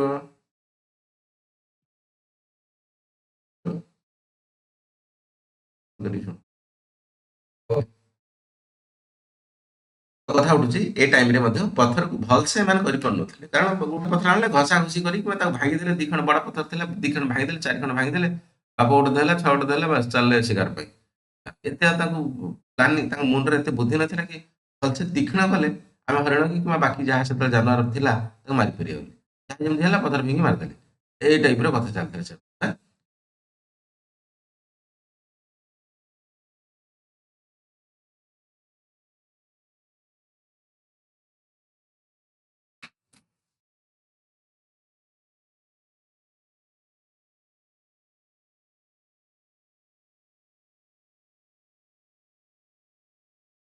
Okay. Flint was commonly used in the hard but flex easily. এই জন্য তোমার এই কথা কয় flint মানে ସେ ଏମିତି type tool used for skinning of the dead animals, cutting the flesh and splitting the bones etc. ଯୋଉ ଭାତ ଖାଇବେ ସେମାନେ, ଯୋଉ ମାରିଦେଲେ ଆନିମାଲକୁ, ତା ଚମଡ଼ା କାଢିବେ, ଛଡେଇକି ଭିତରୁ ଖାଇବେ। କଟିଂ ଦ ଫ୍ଲେଶ, ଫ୍ଲେଶ ମାନେ ମାଂସ ପାର୍ଟଟାକୁ କାଟି କଟାକଟି କରି, ସ୍ପ୍ଲିଟିଂ ଦ ବୋନ୍ସ ହେଲା, ବୋନ ହାଡ଼ ଗୁଡା ଭାଙ୍ଗିବେ, ବଡ ବଡ ହାଡ଼ ଗୁଡା ଖାଇବେ। Human generally food gather, human generally food gather ଖାଦ୍ୟ ଆଣିକି ରଖିକି ଖାଇବ। Completely depends upon the nature, ହେଲା ମାନେ କୋଉଠି ନା କୋଉଠି ପ୍ରକୃତି ସହିତ ମାନେ ଡିପେଣ୍ଡ କରୁଥିଲା। ତାମାନେ ଯଦି କଣ ବାହାରେ ହେଲା, ତାମାନେ ବାଘ ଭାଲୁ ମିଳିଲେ ଖାଇବା, ନହେଲେ ଖାଇପାରିବନି। କିମ୍ବା ଯାହା ବି ଗଛ ପତ୍ର ଫଳମୂଳ ଜଙ୍ଗଲରେ ଅଛି ତାକୁ ମିଳିଲା ଖାଇଲା, ନହେଲେ ଖାଇପାରିଲାନି। ତା ଭିତରେ ବିଷ ଫିଷ କଣ ମିଳିଗଲା, ଖାଇ ବିଚରା ମଲା। ଇଏ ବାଘକୁ ମାରିଲା ବେଳକୁ ବାଘ ଆକୁ ମାରିଲା, ଇଏ ମଲା। ହେଲା ବାକି ମଶା ଡାଁସ ଖାଇଲେ ମଲା, ଏଇ ଚାଲିଥିଲା। ଦେଖ ନା ଲାଇଫ ଏକ୍ସପେକ୍ଟାନ୍ସି କଥା କହିବି, ହେଲା ବହୁତ କମ ଥିଲା, ଏମିତି ସ୍ୱାଧୀନତା ପର୍ଯ୍ୟନ୍ତ ବହୁତ କମ ଥିଲା। କାରଣ କଣ, ସାଧାରଣ ଜର ଥଣ୍ଡାଟେ ଲୋକ ମରିଯାଉଥିଲେ। ବର୍ତ୍ତମାନ କ୍ୟାନ୍ସର ପର୍ଯ୍ୟନ୍ତ ଲୋକ ହେଲେ ବି ଆରାମସେ ବଞ୍ଚି ଯାଉଛନ୍ତି 10-15। ମଣିଷ କେତେ ବଞ୍ଚୁ ହଉଛି, ବହୁତ ସାରା ଲୋକ ଭଲ ଟ୍ରିଟମେଣ୍ଟ ପାଇକି ସେମାନେ ଲାଇଫ ସାରା ବଞ୍ଚୁଛନ୍ତି। ଡାଇବେଟିସ୍ ତ ନର୍ମାଲ ହେଇଗଲା, ବ୍ଲଡ ପ୍ରେସର ତ ନର୍ମାଲ ହେଇଗଲା, ବାକି ଏଡ୍ସ ଫେଡ୍ସ ତ ଏଗୁଡ଼ା ବି ବଞ୍ଚି ଯାଉଛନ୍ତି ଆରାମସେ। ତ କୋଉଠି ନା କୋଉଠି ଏତେ ବଡ ବଡ ରୋଗ କଣ୍ଟ୍ରୋଲ କରେ। ବଟ୍ ସେତେବେଳେ କଣ ହେଇଥିଲା, ସାଧାରଣ ଜର ଥଣ୍ଡା ହେଲା, ମଶା ଡାଁସ ଖାଇଲେ ତ ବାସ୍ ମ୍ୟାଲେରିଆ ହେଇଗଲା, ଖତମ ଏଇଟା ସେ କଥା କହ।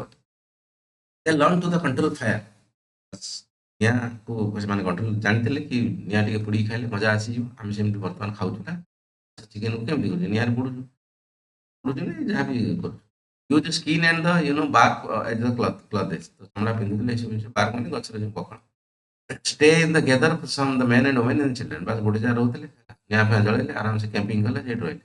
କ୍ୟାମ୍ପିଂ ୱାର୍ଡ ତାଙ୍କ ମୁଣ୍ଡରେ ନଥିଲା, ବଟ୍ ସେଇ ଟାଇପ୍ରେ ବର୍ତ୍ତମାନ ଯୋଉ ଜଙ୍ଗଲରେ କ୍ୟାମ୍ପିଂ କରୁଛନ୍ତି, ହାଇକିଂ କରୁଛନ୍ତି, ତ ସେଇଟାକୁ ସେ ଯୁଗରେ ବାସ୍ ସେଇ ଟାଇପ୍ରେ କଥା ଭାବିକି ଚାଲ। ରାସ୍ତା ଥିବ ନା, ଲାଇଟ୍ ଥିବ ନା, କିଛି ଥିବ, ବାସ୍।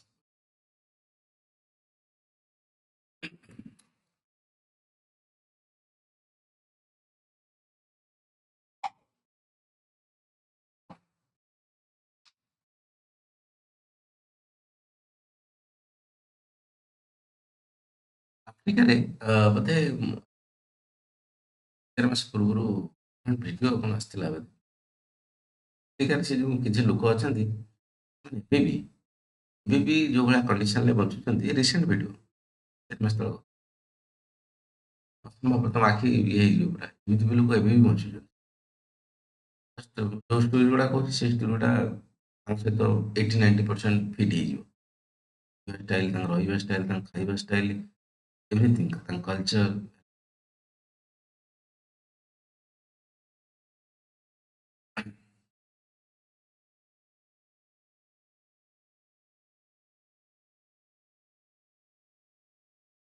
End of the Paleolithic period, Homo sapiens first appear around the 36,000 BC. Homo sapiens ଏ ଗୋଟେ ମଣିଷ ଜାତିର ପୂର୍ବ ମଣିଷ କଥା, Homo sapiens. India archaeology exactly recently found in the skull of the Homo sapiens from the Narmada Valley Hathnora. Narmada Valley Hathnora ପାଖରୁ ତମର ଯୋଉ school, ଗୋଟେ ସ୍କଲ୍ ମାନେ ଖପରି ଟାଇପ୍ର ପାଇବା। କ୍ୱେଶ୍ଚନ୍ ଇମ୍ପୋର୍ଟାଣ୍ଟ, ଏଗୁଡ଼ା ସବୁ ସର୍ଟ କ୍ୱେଶ୍ଚନ୍, ସେଗୁଡ଼ା ଯୋଉଗୁଡ଼ା କଥା ତମର ଫ୍ୟାକ୍ଟ କିଛି ଅଛି ସେଟା ମନେ ରଖିବ, କ୍ୱେଶ୍ଚନ୍ ଆକ୍ଚୁଆଲି ପକଉଛି। ବଟ୍ ଏଗେନ୍ ମୁଁ କହିଲି, ଏନସିଏଣ୍ଟ ହିଷ୍ଟ୍ରିରେ ଟିକେ କ୍ୱେଶ୍ଚନ୍ ଯେତେବେଳେ ପକାଏ, I don't know why but टिके भितरे पकाए बट जदि तमर बुद्धिज्म जैनिज्म वगैरह वगैरह क्वेश्चन कर दियंती बट एसବୁ ଜିନିଷଟା ଆଗୁ ତମକୁ ଇଜି ବଟ୍ ପରୀକ୍ଷାରେ ଟିକେ ତମକୁ ଏଟା ଏପଟ ସେପଟ କରେ ବଟ୍ ଏନିହାଉ ଡାଇରେକ୍ଟ ଆସିଲି middle paleolithic tools were the identified at the Navesa by the HD Sankila କୋଉଠି ପାଇବା ହେଇଥିଲା କୋଉ ଜାଗାରୁ କିଏ ଲୋକ upper paleolithic from the cross country across the country including Assam Bengal Odisha बिल्कुल ये स्लाइड इंपोर्टेंट अच्छी मे भी ଏହା ପାଇଁ ବୋରିଂ ଲାଗୁଥିବ ଏ ସ୍ଲାଇଡ୍ କୋଉଠି କୋଉ ଜିନିଷ ପାଇବା ହେଲା ପିସି କ୍ୱେଶ୍ଚନ ପକଉ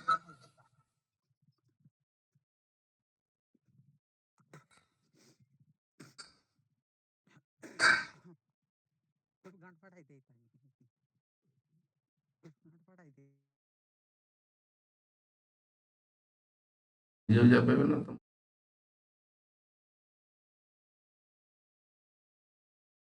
କେପି ବାବୁ ବୁଝିବ ତ କଥା କେପି ପବ୍ଲିସର କେପି ବାବୁ ଯାଉଛି ନା କଥା ନା ଲେଖିବ ହେଲା ପରଠୁ କ୍ଲାସ୍ ଯିଏ ବସେ ତା ଅରିଜିନାଲ ନାଁ ଲେଖିବ ହେଲା ମୁଁ ତାହେଲେ ରିମୁଭ୍ ମାରିଦେବି ଯିଏ ୱିଦାଉଟ୍ ନାଁରେ ବସିବ ମୁଁ ତାକୁ ଏଇଠି ରିମୁଭ୍ ମାରିଦେବି ନାଁରେ ବସିବ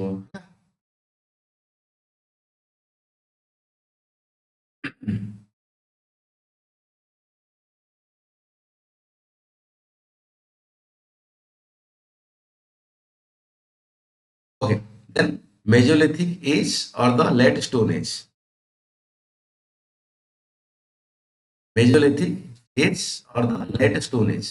ବୁଝିହଉଛି କଥା ଟାଇମ୍ ପିରିୟଡ଼ ଲେଖା ହେଇଛି 8000 ରୁ 4000 ବାବୁ ଦେଖ ଇତିହାସ ବହିରେ ମୁଁ କହିଲି ଡାଟା ଟିକେ ଫ୍ଲକ୍ଚୁଏଟ୍ କରିବ ଭେରିଏସନ୍ କରିବ ହେଲା ତମେ ଯଦି ଗୋଟେ ପ୍ରକାର ଅଥର୍ସ ଫଲୋ କରୁଛ ମେ ବି ତମକୁ ଏପଟ ସେପଟ ଟିକେ ଲେଖା ହେଇଥିବ ସେପଟ ବୁକ୍ସରେ ଏପଟ ସେପଟ ଲେଖା ଯାହାଦ୍ୱାରା ଓବିଏସି କିମ୍ବା ୟୁପିଏସି କ୍ୱେଶ୍ଚନ୍ କଲାବେଳେ ଏଥିରୁ ଆଭଏଡ୍ ରହନ୍ତି ସେମାନେ ଦୂରେଇକି ରହନ୍ତି ବଟ୍ ଷ୍ଟିଲ୍ ଯଦି ତମ ଭାଗ୍ୟରେ କ୍ୱେଶ୍ଚନ୍ ପଡ଼ିଲା ଆଉ କଣ୍ଟ୍ରୋଭର୍ସି ଟାଇପ୍ରେ ଡାଟା ପଡ଼ିଲା ଭାଗ୍ୟ ଖରାପ ପଛରେ ଗ୍ରେସ୍ ମାର୍କ ଦିଆହବ ୟା ଫିର୍ କଟା ହବ ଡିପେଣ୍ଡ ଅଲଗା ଅଲଗା ସିଚୁଏସନରେ ତମକୁ ଯେଟା ପଢ଼ିଥିବ ତମେ ସେଟା ଲେଖିବାକୁ ତ ପଡ଼ିବ କ'ଣ କରିବ ଡିସିସନ୍ ନେବାକୁ ପଡ଼ିବ ତେଣୁ ମୁଁ ଯାହା ନୋଟ୍ସ ଦେଇଛି ଚେଷ୍ଟା କରୁଛି ମୁଁ ଏନ୍ସିଆରଟି ସହିତ କଭର କରିବା ପାଇଁ ଡାଟା ତେଣୁ ଏଇ ଡାଟାକୁ ଲେଖିବ ବଟ୍ ୟା ପରେ ଯଦି କୋଉଠି କ'ଣ କଣ୍ଟ୍ରୋଭର୍ସି ଆସିଲା ଛାଡ଼ିବାକୁ ପଡ଼ିବ ଉପରବାଲା ହାତରେ From 8000 to 4000 BC began in the age of the stone culture is the called the Mesolithic age in the India. Bharat କଥା ବଟ୍ ଯଦି ଇଣ୍ଟରନ୍ୟାସନାଲ ହିଷ୍ଟ୍ରି କଥା ଦେବ ଏଇ ଜାଗା କୋଉଠି ନା କୋଉଠି ତମକୁ ଟିକେ ଏପଟ ସେପଟ ମିଳିବ ଟାଇମ୍ ପିରିୟଡ଼ କଥା The characteristic tool of this transitional phase in the microlith micro ମାନେ ଛୋଟ ଲିଥ୍ ମାନେ ପଥର ହେଲା କଥା ମାନେ ଛୋଟ ଛୋଟ ପଥର ମୁଁ ଯୋଉ କହିଲି ଫାଷ୍ଟରୁ ବୁଝା କରିପାରୁନଥିଲି ତାପରେ ଘଷି ଘୁଷାଇକି ବୁଝା କଲି ଗୋଟେ ପଥରରେ ଆଉ ଗୋଟେ ପଥରକୁ ଫଟେଇଲି ଗୋଟେ ମୁନିଆ କଲେ ଠିକ୍ ଠାକ୍ ଯେମିତି ବାଜିବ ଯାଇକି ଶିକାର ହେଲା ଏଇ କଥା make like the pointed and crescentic blade ମାନେ କୋଉଠି ନା କୋଉଠି ଯୋଉ ଧାରୁଆ ଭଳିଆ ଯୋଉ ଇଏ କରାହଉଛି କ'ଣ କଟୁରୀ ଭଳିଆ ଟିକେ କଳା କଲେ ପଏଣ୍ଟେଡ୍ ଆଉ କ୍ରେସେଣ୍ଟିକ୍ ଅର୍ଦ୍ଧାଚନ୍ଦ୍ର ଭଳିଆ ଯେମିତି ତାକୁ ମାରିକି କଟିଯିବେନି some use it for the killing the fast moving animals ହେଲା ଯେ ଖତରନାକ ଦୌଡ଼ି ଯାଉଛି ତାକୁ ଏକଦମ ଫିଙ୍ଗି ଦେବେ ଯେ ବାସ୍ some are the stock on the handles or the wood or the bone to make the tools such as the saws and sickles saw sickles ମାନେ ଦେଖ ancient history କିଛି ୱାର୍ଡଟା ତମକୁ ଡିଫିକଲ୍ଟ ଲାଗିବ ଦା କଟୁରୀ ୟାର ମିନିଂ ହେଲା ଦା କଟୁରୀ ତମର ସବୁ ଏମିତି ହେଇନି କଟୁରୀ ଗୋଟେ ତମର କୁହାଯାଏ କ'ଣ ବେଣ୍ଟ ଲାଗିଛି ସେ କ'ଣ କହୁଥିବ ଅଲଗା ଜାଗାରେ ମାନେ ଏଇଠି କାଠ ରୋଡ୍ ଲଗା ହେଇଥିବ କାଠ ରୋଡ୍ ଲଗା ହେଇଥିବ ତାମାନେ ସେଟା କ'ଣ ପାଇଁ ଲଗା ହେଇଥିବ ଗ୍ରିପ୍ ଭଲ ହବ ତାମାନେ ଧରିବ ଭଲ ଖାଲି ତମେ କଟୁରୀଟା ଧରିକି ହାଣିବ ହାତଟା କଷ୍ଟ ହବ ତାପରେ ସେ ଧରି ପାରିବନି ଅଧିକା ସମୟ ହାର୍ଟଟାକୁ ଗ୍ରିପ୍ ହବନି ଭଲସେ ଖସିଯିବ ହାଳୁଆ ହେଇଯିବ ଏଠି ଲଗେଇଦେଲେ ତମର କିଛି କ'ଣ କାଠ ଟାଇପ୍ର ଜିନିଷ କିମ୍ବା କାଠ ଭଲସେ ଧରିକି ହାଣିଲ ଯାହା ହାଣିବା କଥା ସେଇ କଥା ଏଠି ଲେଖା ହେଇଛି wood or bone ହେଲା କାଠ କିମ୍ବା ମିଳୁଥିଲା ଯୋଉ କ'ଣ ବୋନ୍ ତମର ହାଡି ସେଥିରେ ତାକୁ ଲଗେଇ ଦଉଥିଲେ ଲଗେଇଦେଲେ କ'ଣ ଭଲସେ ଆରାମସେ ତାକୁ ପିସ୍ ପିସ୍ କରିକି ଖାଇବେ ୟା ଫିର୍ ଗଛ ପତ୍ର ହାଣିବେ ୟା ଫିର୍ ଯାହା ବି ଜଙ୍ଗଲ ସଫା କରିବେ Mesolithic sites found in the Chota Nagpur important ଯୋଉଠି ସାଉଥ୍ ସାଇଟ୍ ଗୁଡ଼ା ଫାଉଣ୍ଡ ହେଇଛି କ୍ୱେଶ୍ଚିନ୍ ତାପରେ ପରୀକ୍ଷାରେ ପକଉ ଭୁଲି ଯାଇଥିବ ତେଣୁ ପରୀକ୍ଷାକୁ ଆଉଥରେ Mesolithic sites found in the Chota Nagpur Plateau and the south river of the Krishna River. This stage increased the food collection and beginning of the plant cultivation. ଧୀରେ ଧୀରେ ସମୟ କଥା କୁହାହଉଛି କି ପ୍ଲାଣ୍ଟ କଲ୍ଟିଭେସନ ଆଗରୁ କଣ ଫୁଡ ଗ୍ୟାଦର କରୁଥିଲେ କେବଳ ଗଲେ ଜଙ୍ଗଲ ଆଣିଲେ ଖାଇଲେ କାଲି ସକାଳୁ ପୁଣି ଭୋକରେ ରହିଲେ ଯେମିତି ବର୍ତ୍ତମାନ କୁକୁର ବିଲେଇ ମାନେ କରୁଛନ୍ତି ଯେମିତି କୁକୁର ବିଲେଇ କୁକୁର ରାତିରେ ଶୋଇଲା ସକାଳ ବୁଲା କୁକୁରଙ୍କ କଥା କୁହାହଉଛି ନହେଲେ ତ ଘରୋଇ କୁକୁର ସେମାନେ ତ ଆରାମସେ ଜାଣିଛି ମାଲିକ ଅଛି ମାନେ ମୋର କାଲି ଚିକେନ ହଉ ମଟନ ହଉ ମାଛ ହଉ ଯାହା ହଉଥିବ ମାଲିକ ଯେମିତି ଅଛି ମୁଁ ସେମିତି ରହିବି ମାନେ ଷ୍ଟ୍ରେଟ୍ ମାନେ ବୁଲା କୁକୁର ଆଜି ଖାଇଲେ ଶୋଇଲେ ଯୋଉଠି ଯାହା ପାଇଲେ କାଲି ସକାଳୁ ଉଠିକି ଦେଖିଲେ କୋଉଠି କଣ ମିଳିବ ଦୌଡ଼ିଲେ ସେଇଭଳିଆ ପୂର୍ବରୁ ମଣିଷ ମଧ୍ୟ ଥିଲେ ସଞ୍ଚୟ କଣ ଜିନିଷ ଜାଣିନଥିଲେ ମାଇଣ୍ଡ ତାଙ୍କର ଡେଭଲପମେଣ୍ଟ ନଥିଲା ତେଣୁ ତାପରେ ଧୀରେ ଧୀରେ ପ୍ଲାଣ୍ଟ କଲ୍ଟିଭେସନ କଲେ ମାନେ କଣ ମୁଣ୍ଡରେ ସେତେବେଳକୁ ଆସିଲା କି ଭାଇ ସାହେବ ଏମିତି ବାହାରୁ ବାହାରୁ ଆଣୁଛୁ ଏଠି ଯଦି ଗୋଟେ ଗଛ ଲଗେଇଦବା ଆରାମସେ ଶାଗ ଖାଇବା ଲଙ୍କା ଖାଇବା ମୂଳା ଖାଇବା ପିଆଜ ଖାଇବା ସବୁ ଖାଇବା ମୁଣ୍ଡରେ ବୁଦ୍ଧିଟା ପଶିଗଲା ଏଇଆ କଥା ନୁହେଁ।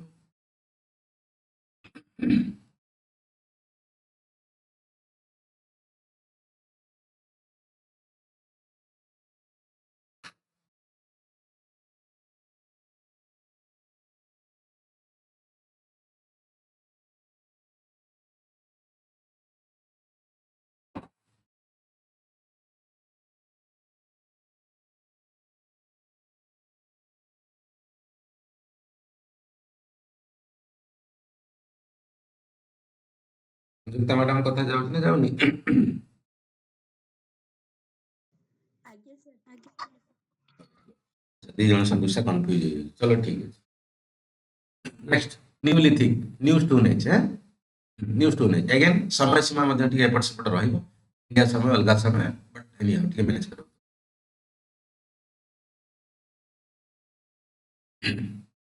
despite the food producing stage when the human completely change their way of life କୋଉଠି ନା କୋଉଠି ମଣିଷ ଏଠି ଖାଦ୍ୟ ବନେଇବା ଷ୍ଟାର୍ଟ କଲା ମାନେ ଗଛ ପତ୍ର ଲଗେଇଲା ହେଲା ବାସ୍ ଗଛରେ ଖାଦ୍ୟ ଫଳିଲା ସେଉ ଅଙ୍ଗୁର ଫଳୁ କିମ୍ବା ନହେଲେ ଯାହା ବି ଫଳୁ ଫଳ ଫଳିଲା ଆରାମସେ ଖାଇଲା ନ୍ୟୁଲିଥିକ ସେଟଲମେଣ୍ଟ ଇନ୍ ଇଣ୍ଡିଆ ନଟ୍ ମୋର ଦେନ୍ 4000 BC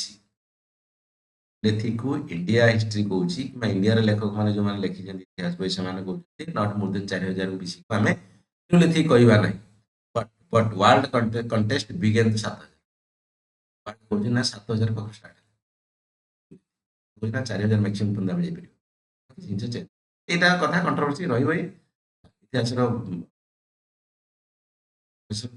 ବହୁତ ସବୁ ଜିନିଷ ଆକ୍ଚୁଆଲି ଇଏ ହିଷ୍ଟ୍ରିର କ୍ଲିୟର ନାହାନ୍ତି found generally north western region कोठी मिलूची जो न्यूलिथिक साइट गुड़ा सेगुड़ा इंपोर्टेंट क्वेश्चन परीक्षा टाइप इंपोर्टेंट नुह लेखा कंट्रोवर्सी पकाएनि जनरली पके देले तम भाग्य खराब बट जनरली जोड़ा फिक्स सेगुड़ा पक found generally north western region कोठी सोलेमान एंड किरतार हिल्स पढ़ाओ ज्योग्राफी इंडिया पाकिस्तान कथा को बॉर्डर पाख in the Vindhya in the Deccan and the Garo hills in the northeast Balochistan seems to be the oldest that's what neolithic new storage lithic माने store human तो नुआ human are domesticated animals and the cultivated मनुष्य कोठी ना कोठी domesticated जहाँ भी तांगर अपना गधा स्टार्ट मजा आसला गोटे बाघ आसला एठी कुकुर जगिची बहु है जानी पाइले से तो करछन बर्तमान कुकुर कल्टिवेटेड प्लांट जहाँ भी तांगर अच्छी गछ लगेले dog and goat and sheep are probably the first probably लिखा से कौन पकेइबो तमे कौन आंसर दो आंसर भाबी कुकुर छेड़ी ना आंको मोस्ट प्रोबेबली रखा होतला डोमेस्टिकेटेड पालित पशु among the plant barley cereals question पकोइ बाबू तुम लागो थे एडा की जिंस एडा बट क्वेश्चन एथरे पकेइ डिफिकल्ट पिलांग कंफ्यूज कराए among plant and barley question एथरे पकेइ दला लाइन क्वेश्चन लाइन क्वेश्चन पकेइ लाइन तो क्वेश्चन पकेइ बहुत कौन कौन बार्ली एंड cereals cereals ता माने चावल फाଳ सब बार्ली उडे गछ पछ barley human settled in the selected area linked to the village and farming community माने मनुष्य टिके सेटलमेंट है पहला कि विलेज का बहुत सारा रहिले ना एठी जण घर कर दला एठी जण घर कर दला एठी जण ना भी जंगल फल अछि काट देले गुडे पागड़ देले भगवान नवाज पर गांव रातिर न मारू के कॉन्फ्लिक्ट बहुत होतले एबे देखो ना ढेकानाल केमती हाथी मनुष्य भीतर एते कॉन्फ्लिक्ट हो छ कौन हो न राति सारा तो माने सोते बाघ गुड़ौथु जे भी गुड़ौथु ताको ମାନେ ସିଏ ଶୁଣୁଥିବେ ଇଏ ତାଙ୍କୁ ଉଡଉଥିବେ, ଏମିତି ରାତି ସାରା ଚାଲିଥିବ। ଭିଲେଜ କମ୍ୟୁନିଟି ଏସବୁ ଫାର୍ମିଂ କମ୍ୟୁନିଟି ଏସବୁ ବାହାର।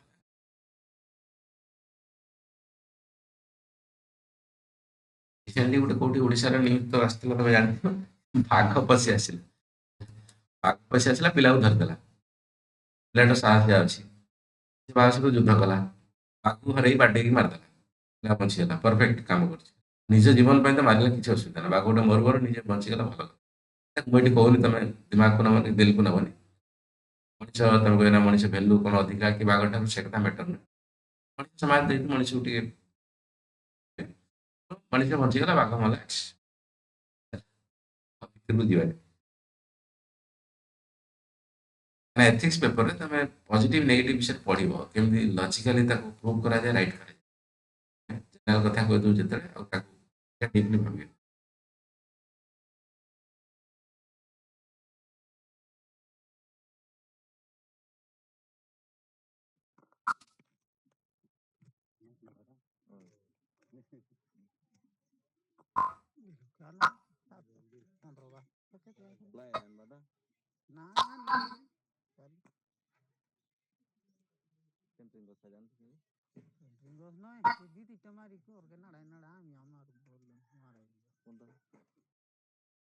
ତାଙ୍କର ନାୟକ ନାଇଁ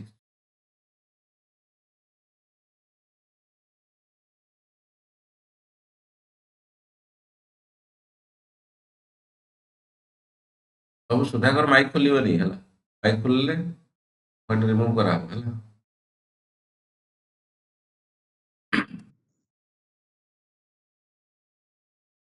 ଆଉଟ୍ ଅଛି ପଚାରିବ, କାରଣ ବୁଝିପାରୁନ ମାଇକ୍ ଖୋଲି ଯାଉଛି, ଏଟା କେମିତି ହବ? ଥର ମାଇକ୍ 50 ଥର ବନ୍ଦ କରିବି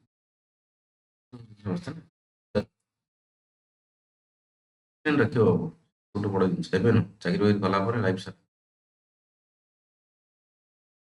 ୟୁଜ୍ ଟୁଲ୍ ଅଲସୋ ଚେଞ୍ଜଡ ହେଲା, କୋଉଠି ନା କୋଉଠି ସମୟ ଅନୁସାରେ ଯୋଉ ଟୁଲ୍ ୟୁଜ୍ କରାହଉଥିଲା, ଇନ୍ ଦ ସେନ୍ସ ସେ ଯୋଉ ପଥର କଥା କୁହାଯାଉ କିମ୍ବା ମାଇକ୍ରୋଲିଥ୍ କଥା କୁହାଯାଉ କିମ୍ବା କ୍ରିସେଣ୍ଟ ସେଟ୍ ଆମର ପଏଣ୍ଟେଡ ପଲିଶ୍ଡ ସେପ୍ଡ ଷ୍ଟୋନ୍ ହେଇଯାଉ, ଏ ତମାମ ପ୍ରକାର କଥା ତାକୁ କୋଉଠି ନା କୋଉଠି ଧୀରେ ଧୀରେ ଇଏ ଆଡଭାନ୍ସ ଷ୍ଟେଜ୍ ଆଡିକି ଗଲା। Digging stick also use for the digging the ground.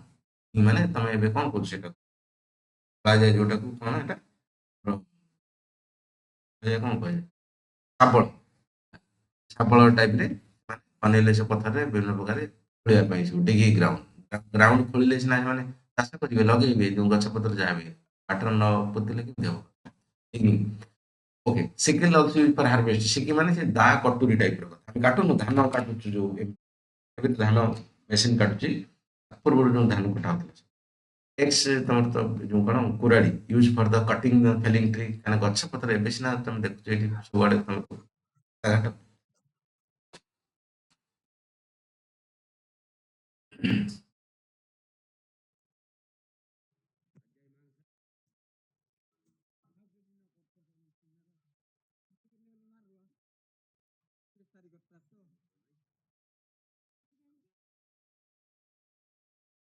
Very good. ବସିକି କଥା ହଉଛି,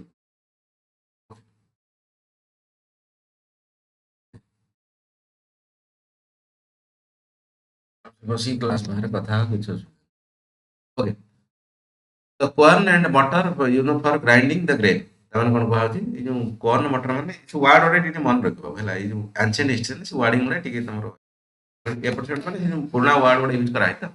କର୍ନ ମଟର ମାନେ ତମର କଣ ଯୋଉ, ତାପରେ କଣ କୁହାହଉଛି ବା, ଯୋଉ କୁଟା କୁଟି କରୁଛନ୍ତି ମସଲା ଫସଲା, ତମର ଯୋଉ କଣ ମସଲା ବାଡି ହେମଦସ୍ତା ଟାଇପ୍, ସେଇଭଳିଆ ଜିନିଷ କଥା।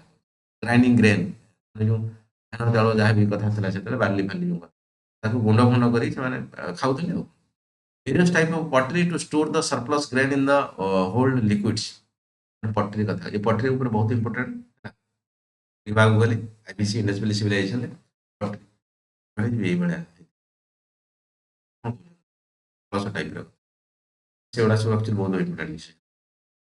ଏବେ ବି ବହୁତ ସାରା ଲୋକ ଷ୍ଟାଇଲିଷ୍ଟ ପାଇଁ ୟା ଫିର ବହୁତ ସାରା ଜିନିଷ ଇଏ ପାଇଁ ପଟରୀକୁ ମଧ୍ୟ ଘର ତାକୁ ସଜା ହେଇକି ରଖା। Various type of pottery to store the surplus grain, ଯୋଉଟା ଅଧିକା ଖାଇକି ବଳିଗଲା। ମୋର ସବୁ ଥିଲା ଘରେ ଅମାର। ଅମାର ମାନେ ଧାନ ଯୋଉ ହଉଛି, ଏବେ ତ ସରକାର ସବୁ ଅଧିକା ପଇସା ଦେଇ କିଣି ନେଉଛି ଷ୍ଟାର୍ଟିଂରୁ। ମୋର ସବୁ ଅମାର ଥିଲା, ଲୋକ ଆଣିବେ ଧାନ ଅମାର ରଖିଦେବେ, ତାପରେ ଧୀରେ ଧୀରେ କାଢ଼ିକି ବିକିଲେ या फिर ଯାହା ବି ସିଷ୍ଟମ କଥା କରୁଥିଲେ ବୋଧେ ଜାଣିଥିବ ସମସ୍ତେ। ଏବେ ତ ପ୍ରାୟ ସେ ଜିନିଷ ବି ରହୁନି ଆଉ, କାରଣ ମାଝୀ ବାବୁ କିମ୍ବା ମୋଦି ବାବୁ ତ ପ୍ରାୟ କରିଥିଲେ ଏତିକି ପଇସା ନେଇଗଲା ଲୋକ ସବୁ ଅମାର ଯାଉଛି। ସେତେବେଳେ ସେ ଅମାର ତ ନଥିଲା, ତାକୁ ରଖିବା ପାଇଁ ଗୋଟେ ଷ୍ଟୋର କରୁଥିଲେ, ସେ ଷ୍ଟୋର ଜାଗାରେ ରଖିଥିଲେ ବାକି ଦିନ ଖାଇବେ। They used ଅର୍ଛେ କଲର ପଟ୍ରି, ଅର୍ଛେ କଲର ପଟ୍ରି ମାନେ ଯୋଉ ଏଇ ଟାଇପର ହେଲା କଲର ବଗେରା ସବୁ ହେଇଥିଲା ପଢିବାକୁ ଗଲେ ସେ। The wheel was the important discovery, ବହୁତ wheel, wheel ମାନେ କଣ ଚକ, ଚକ ଏମିତି କଣ ବଡ କଥା ହେଇଗଲା, ଚକ ବହୁତ ବଡ କଥା ହେଲା। ତ ଏବେ ତମେ ଯୋଉ ଗଡୁଛ ବାବୁ କେମିତି ଗଡୁଛ, ସାଇକେଲରେ ଗଡୁଛ, ଗଦିରେ ଗଡୁଛ, ରିକ୍ସାରେ ଗଡୁଛ, ବାଇକରେ ଗଡୁଛ, କାରରେ ଗଡୁଛ, ଫ୍ଲାଇଟରେ ଗଡୁଛ, ବସରେ ଗଡୁଛ, ସବୁଆଡେ ଗଡୁଛ ନା। ଶଗଡ଼ରେ ଗଡୁଛ, ଶଗଡ଼ରେ ଗଡୁନ ଅଲଗା କଥା, ବଟ୍ ଏସବୁ ଚକରେ କାମ, ଅଖ ଏସବୁ ଯୋଉ ଜିନିଷ ଗ୍ରୀସ୍ ମରା ହଉଛି ତାକୁ, ସେ ଚକକୁ ଇଏ କରାହଉଛି ହେଲା। ଚକ ଆକ୍ଚୁଆଲି ବହୁତ ବଡ ଡିସ୍କଭରି ଗୋଟେ, ସେ ଜିନିଷ କରାହେଇଛି। ଚକ ମାନେ ତମକୁ ଇଜିଅର ହେଇଯିବ କାମ। ମନେକର ଆଗରୁ କଣ ଥିଲା, ଯୋଉ ଘୋଡା ଗାଡି ଟାଇପରେ କିମ୍ବା ଯୋଉ ଟାଣି ଟାଣିକି ନଉଥିଲେ, ଧର ଗୋଟେ ବଡ ମାରିଦେଲେ ଗୋଟେ ଜନ୍ତୁ ଶିକାର କରିଦେଲେ, ଟାଣି ଟାଣି ଟାଣି ଟାଣି ନେଇଯିବେ। এটা କେମିତି ହବ, ଚକଟା ହେଇଗଲେ ଚକ ଉପରେ ଗୋଟେ ଛୋଟ କିଛି ଲଦି ଦେଲେ ଆରାମସେ ଚକଟାକୁ ନେଇଯିବ। ଚକଟା ନା ତମ ଯୋଉ ତମର ଫ୍ରିକ୍ସନ ଟା ବହୁତ କମିଯିବ, ଯାହାଫଳରେ ତମକୁ ଏନର୍ଜି ବହୁତ କମ ଖର୍ଚ୍ଚ କରିବାକୁ ପଡିବ। ଏ ଫିଜିକ୍ସ କଥା କହିଦେଲି ବୋଧେ ବୁଝିପାରୁଥିବ। ତମେ ମନେକର ଗୋଟେ ଜିନିସକୁ ଟାଣି ଟାଣି ନବ, ଆଉ ଗୋଟେ ଖାଲି ଗାଡିରେ ଥିବ, ତମେ ଗାଡିଟାକୁ ପେଲି ପେଲି ନେଇଯିବ। ତ ଏଇ କଥା କୁହା ହଉଛି। ଖାଲି ଚକ ଦେଖିଲା ବେଳକୁ ଉପରେ ଉଠୁ, ଇଜିଅର କୋଉଟା ହବ, ଚକରେ ଯୋଉଟା ଥିବ, କାରଣ ଫୋର୍ସ ଗୁଡା ସେଠି ପଡିଗଲା। ଚକଟା ତମେ ପୃଥିବୀ ପୃଷ୍ଠ ମାଟି ଉପରେ କମ ଜାଗାରେ ଲାଗିଲା, ଫ୍ରିକ୍ସନ ବହୁତ କମ ହେଲା, ଯାହାଫଳରେ କି ତମକୁ ଇଜିଅର ଏନର୍ଜି କମରେ, ଫୋର୍ସ କମରେ ତମେ ଗୋଟେ ଜାଗାରେ ଆଉ ଗୋଟେ ଜାଗାକୁ ନେଇକି ପଳେଇଲ। ଇଏ ଗୋଟେ ବଡ ଡିସ୍କଭରି, ଯୋଉଟା କି ପର୍ଯ୍ୟନ୍ତ ଦୁନିଆ ୟୁଜ କରୁଛି ଆଉ ବହୁତ ବଢିଆ ଭାବରେ ଆଡଭାନ୍ସ ଭାବରେ। Towards the end of the Neolithic period, use of the metal begins. Question बिल्कुल important question. ये पॉइंट ये पॉइंट ये पॉइंट important question is पकड़।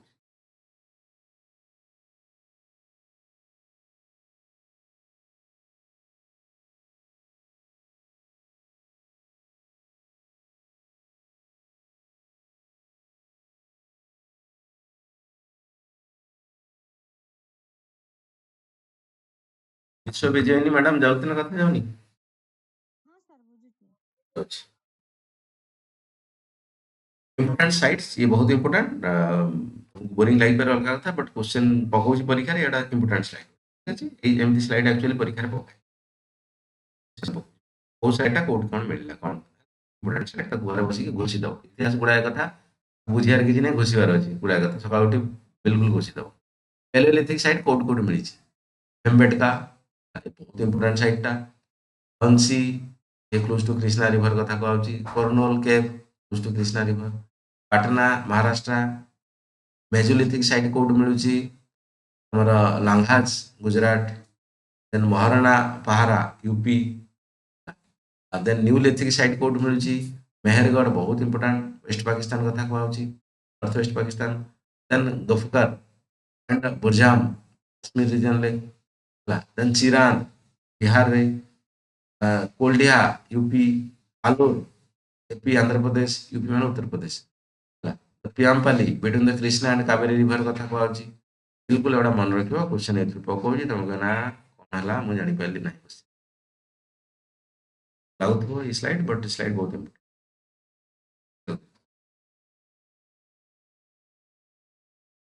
ସାଇଟ୍ ମାନେ ବୁଝିପାରିଲେ ତ, ସେଇଭଳିଆ ଯୋଉ କାମ ହଉଥିଲା, ସେ ବଡ ପଥର ହଉ ଛୋଟ ପଥର ହଉ କିମ୍ବା ଅର୍ଛି ମାନେ କଲର ପଟ୍ରି ହେଇଯାଉ କିମ୍ବା ବାଲି ହେଇଯାଉ, ଏ ସବୁ ଜିନିଷକୁ ପ୍ରମାଣ କରିକି କୋଉ ଜାଗାରୁ କଢା ହେଇଛି ସେଇଟାକୁ ସାଇଟ୍ ବୋଲି କୁହା। ସବୁ ଜିନିଷକୁ କେମିତି ପଥର କୋଉଠି ଥିଲା କଣ ହେଲା, କେମିତି ମିଳିଛି, ତ ସେଇଭଳିଆ ସାଇଟ୍, ସେଇଭଳିଆ ଜାଗା, ସେଇଭଳିଆ ଏରିଆ କୋଉଠୁ ମିଳିଲା ସେଟା ସାଇଟ୍ କୁହା। ଏଇ ଜାଗାରୁ ପ୍ରମାଣ ହେଲା ଯେ ଏଇ ଏରିଆରେ ଏଇଭଳିଆ ଲୋକ ରହୁଥିଲେ।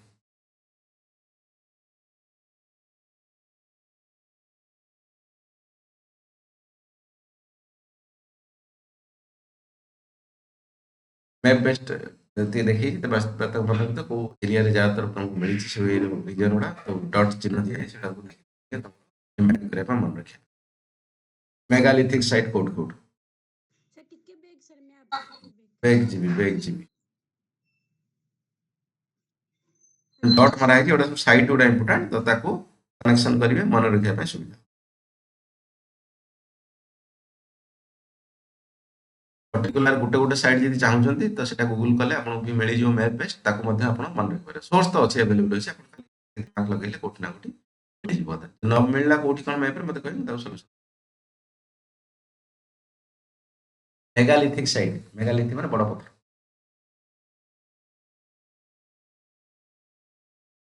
कौन मिलला आदि चालूर deep south beyond the Kaveri river then Brahmagiri between the Krishna and Kaveri विषय गोटे अच्छी ब्रह्मगिरी से ब्रह्मगिरी नु कावेरी रिवर अब अच्छी पढ़ा जियोग्राफी मन रही रिवर गुड़ाए कथा पढ़ा पढ़ा ये कनेक्ट कर अच्छी गुड़ाए गुड़ाए जगह कनेक्शन अच्छी जस्ट पाठ बुझीदे इम्पोर्टाट मन से रख ना जो पुणी रिविजन मार से जिन मन रखा चेस्ट कर कनेक्शन कर part of the Kashmir also भीमागाम रिवर घुड tributary of the Bhima river तो ये जगह मिली तुम कौन मेगालिथिक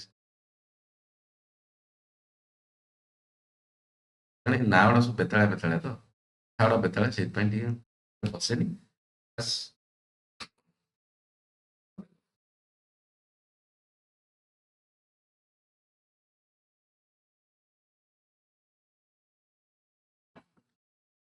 दीटा क्वेश्चन पकाउची चेन रे बट ताମାନେ ଗୋଟେ ଦିଟା क्वेश्चन ପକଉଚି ଗଲା ପକଉଚି କଣ ଛାଡି ଦେଇ ହବ କି ସିଲାବସ କୁ ପକେଇ ଦେଇ ପାରେ ଅଧିକା ପିସି କହିନି ନା ଭାଇ ମୁଁ ପକେଇବିନି ବୋଲି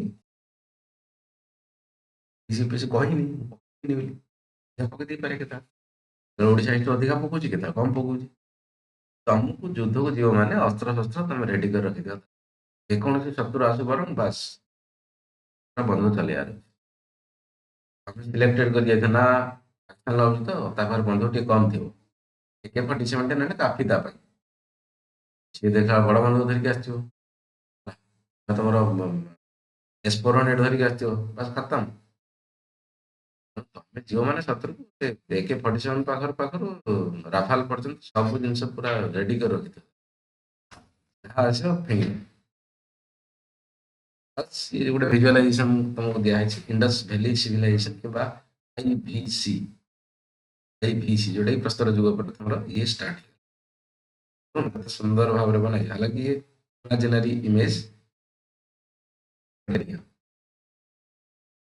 इंडस वैली सिविलाइजेशन आईवीसी जोटा तुम हरप्पा मोहनजोदारो ये सब all comes under the Indus valley civilisation IVC Indus valley civilisation Indus valley कौन पाई इंडस रिवर पाखरे सेटा हेइतला को इंडस वैली सिविलाइजेशन को सिंधु नदी इंडस सिंधु नदी 1992 यू नो 91 92 नाटा इंपोर्टेंट मॉडल Marshall director general of ASI एस माने archaeological survey of India ASI में जो ओडिसा रे गुडा प्रकार अछि इंडिया रे अछि ता माने पुरातत्व ओडिया तार पुरातत्व विभाग ये तमें पुराना जिनस गुड़ा मनकर खंडगिरी होगा पुणी केदारगौरी मंदिर भुवनेश्वर होगा प्लस राजाराणी टेम्पल है एगुड़ा एएसआई कंट्रोल अच्छे आर्कियोलॉजिकल सर्वे ऑफ इंडिया संरक्षण करा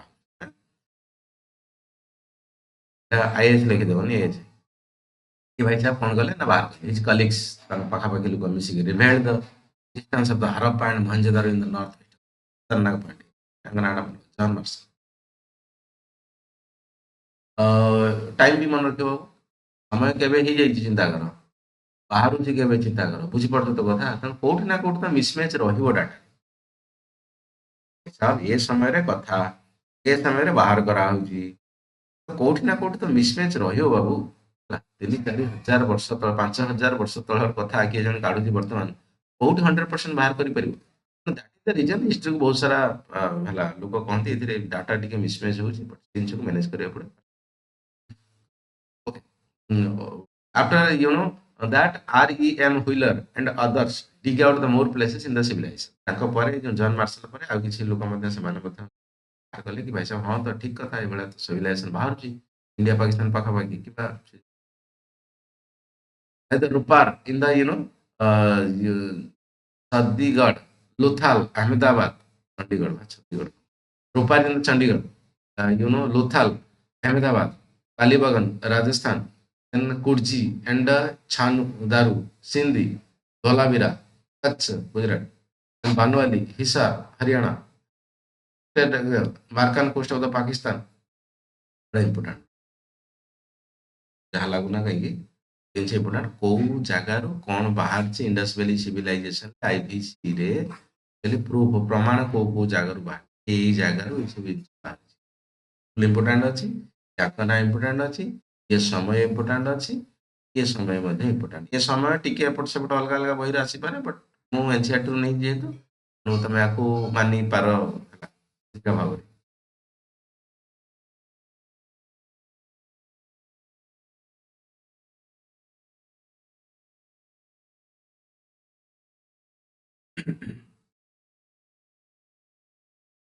ଖୁସି ଦେବ ନେକ୍ସଟ କ୍ଲାସ୍ ହେଲେ ପଚାରିବ 5 ମିନିଟ୍ ଖଣ୍ଡେ ପଚାରିଦେବା ତାପରେ ଆମକୁ ଆଗକୁ ବଢେଇବା ଦୁଇ ଦିନ କ୍ଲାସ୍ ହବ ଫାଷ୍ଟ 5 ମିନିଟ୍ ପାଖାପାଖି କିମ୍ବା 10 ମିନିଟ୍ ପୁରୁଣା ଯାହା ପଢା ହେଇଥିଲା ତମକୁ ପଚାରିବା ପଢୁଛ କ'ଣ ଟିକେ ଜାଣିବା ତାପରେ ପୁଣି ଆଗକୁ ଯିବା ତମର ରିମାଇଣ୍ଡ ହେଇଯିବ ସିରିୟସନେସ୍ ବି କ୍ଲାସରେ ତମର ବଢିଯିବ ହେଲା ଆଜି ଆସିକି ବସିକି ଶୁଣନି ଯୋଉଦିନ ଯାହା କ୍ଲାସ୍ ରହୁଛି ତାର ପ୍ରିଭିୟସ୍ କ୍ଲାସରେ କ'ଣ ପଢା ହେଇଥିଲା ତାକୁ ଥରୁଲି ପ୍ରିପେୟାର କରିକି ଆସ ଲେଖିକି ଆସ ପଢିକି ଆସ ଯିଏ କହିଦେବ ସାବାସୀ ମିଳିବ ସାବାସୀ ଯାହାକୁ ବାରମ୍ବାର ମିଳିବ ସେ ପରୀକ୍ଷାରେ ଭଲ କରିବ ପରୀକ୍ଷାର ଭଲ କଲେ ତାକୁ ସମାଜ କିମ୍ବା ରାଷ୍ଟ୍ର ସବୁଆଡେ ସାବାସୀ ମିଳିବ ଚାକିରିଟା ପାଇବ ନା ତାହେଲା କଥା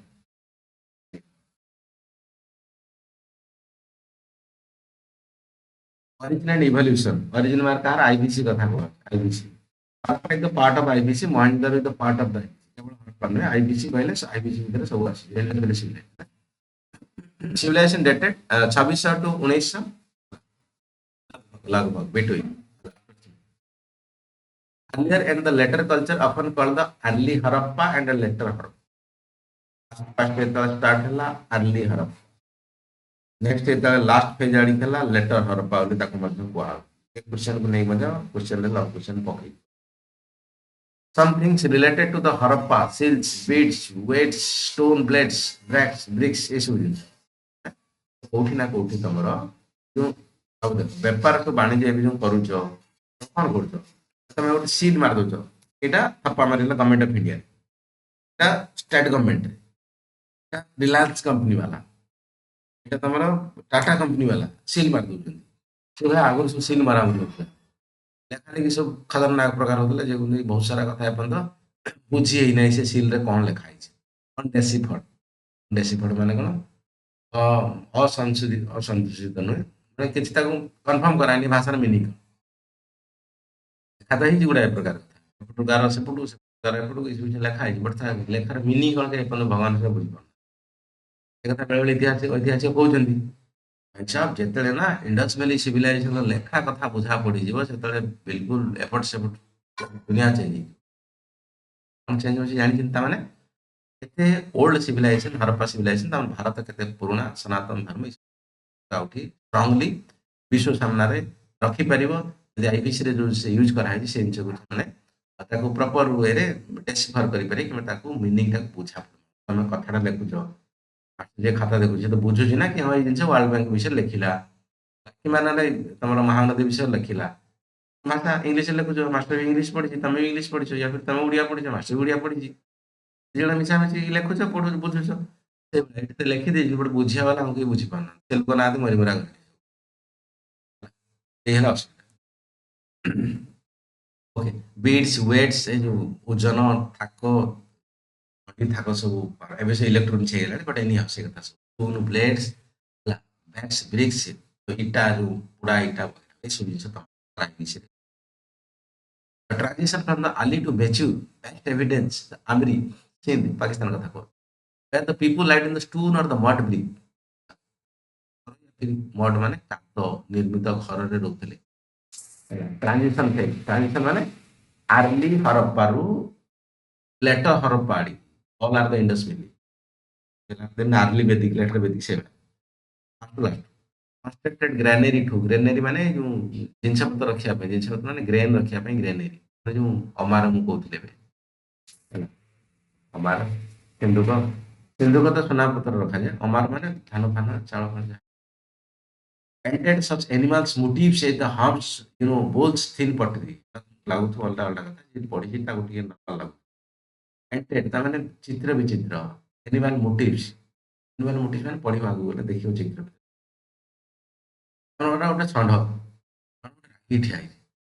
ମୋଟିଭ କଣ? ତମକୁ କହନ୍ତିନି ଗୋଟେ ଲୋକଟା ମନେକର ଆସିଲା ତମ ପାଖକୁ।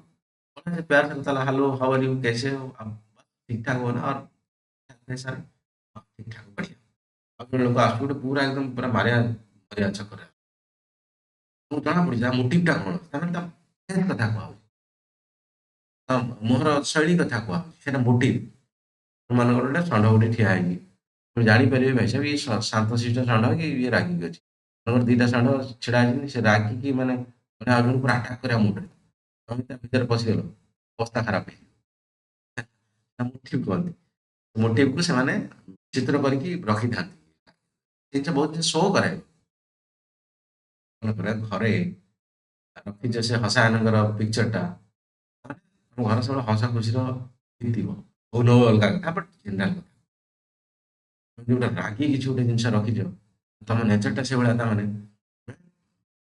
ଇଏ ଟାଇପର ରାଗିଲା ଟାଇପର ମୋଟିଭ ଅଫ ଦ ଥିଙ୍ଗ ଏଣ୍ଡରେ ପଛରେ କଥା ସାଉଣ୍ଡ ବୋଲ ମାନେ ଯୋଉ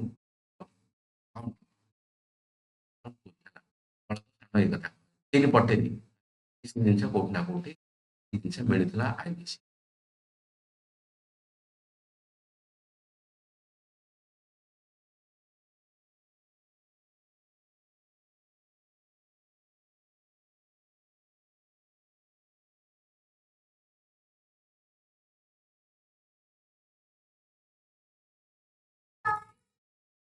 ହଉ ଦେଖ ମୋଟିଭ ଦେଖ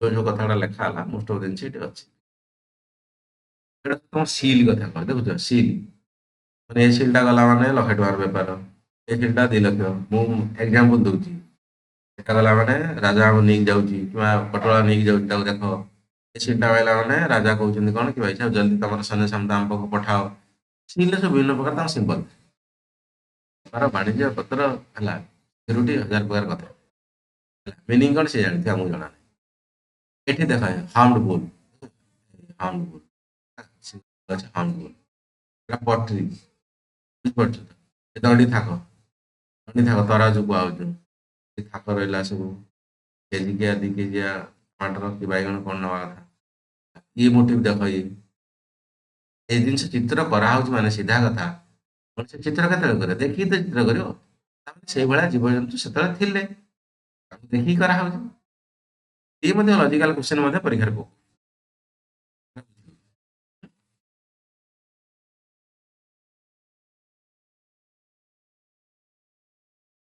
ଷ୍ଟଡି ପକଉଛି ନା ତମର ଏଥିକ୍ସରେ କେସ୍ ଷ୍ଟଡି ପକଉଛି ତମେ ଗୋଟେ ଏରିଆରେ ଅଛ କଲେକ୍ଟର କଣ ହେଲା ହେଲା ଗଳ କରିବ କୁହ ଟିଉସନ ଦିଆହବ Respected. Please.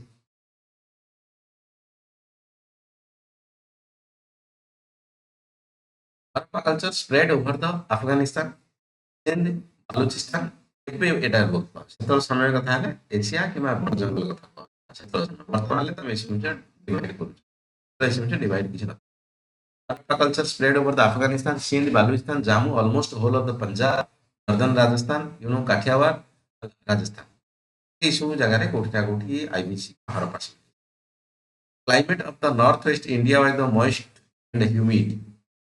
ସତ କଥା ଜିଓଗ୍ରାଫିରେ ପଢା ବଟ୍ ଏନିହାଉ ତାକୁ କମ୍ପେୟାର କର climate of the northwest India was the moist and humid while Sindh and Rajasthan were not the desert area they are today ଭାଇ ସାहब ପୁରା ହିଷ୍ଟ୍ରି ଜିଓଗ୍ରାଫି ଏଠି ପଞ୍ଚ କରାହେଲା ପଞ୍ଚ କରାହେଲା ତାମାନେ ରାଜସ୍ଥାନରେ ଥର ଡେଜର୍ଟ ଅଛି କିମ୍ବା ଗ୍ରେଟ୍ ଇଣ୍ଡିଆନ୍ ଡେଜର୍ଟ ଅଛି ଯୋଉ ଏରିଆରେ ଡେଜର୍ଟ ଅଛି ସେଇ ଏରିଆରେ ବହୁତ ସାରା ଆକ୍ଚୁଆଲି ସାଇଟ୍ ପାଇବା ହେଇଛି ଆଇବିସି ଯଦି ଏତେ ସବୁ ହାର୍ସ କଣ୍ଡିସନ ଥିଲା ରାଜସ୍ଥାନ ଭଳିଆ ତାହେଲେ ସେଠି କଣ ଆଇବିସି ସଭ୍ୟତା କେବେ ଗଢି ଉଠିଥାନ୍ତା ନା କଣ ପାଇଁ ଗଢି ଉଠିଲା ମୋଷ୍ଟ ପ୍ରୋବାବଲି ସେଠି ରାଜସ୍ଥାନରେ ସେ ଯୋଉ ଥର ଡେଜର୍ଟ ସେତେବେଳେ ନଥିଲା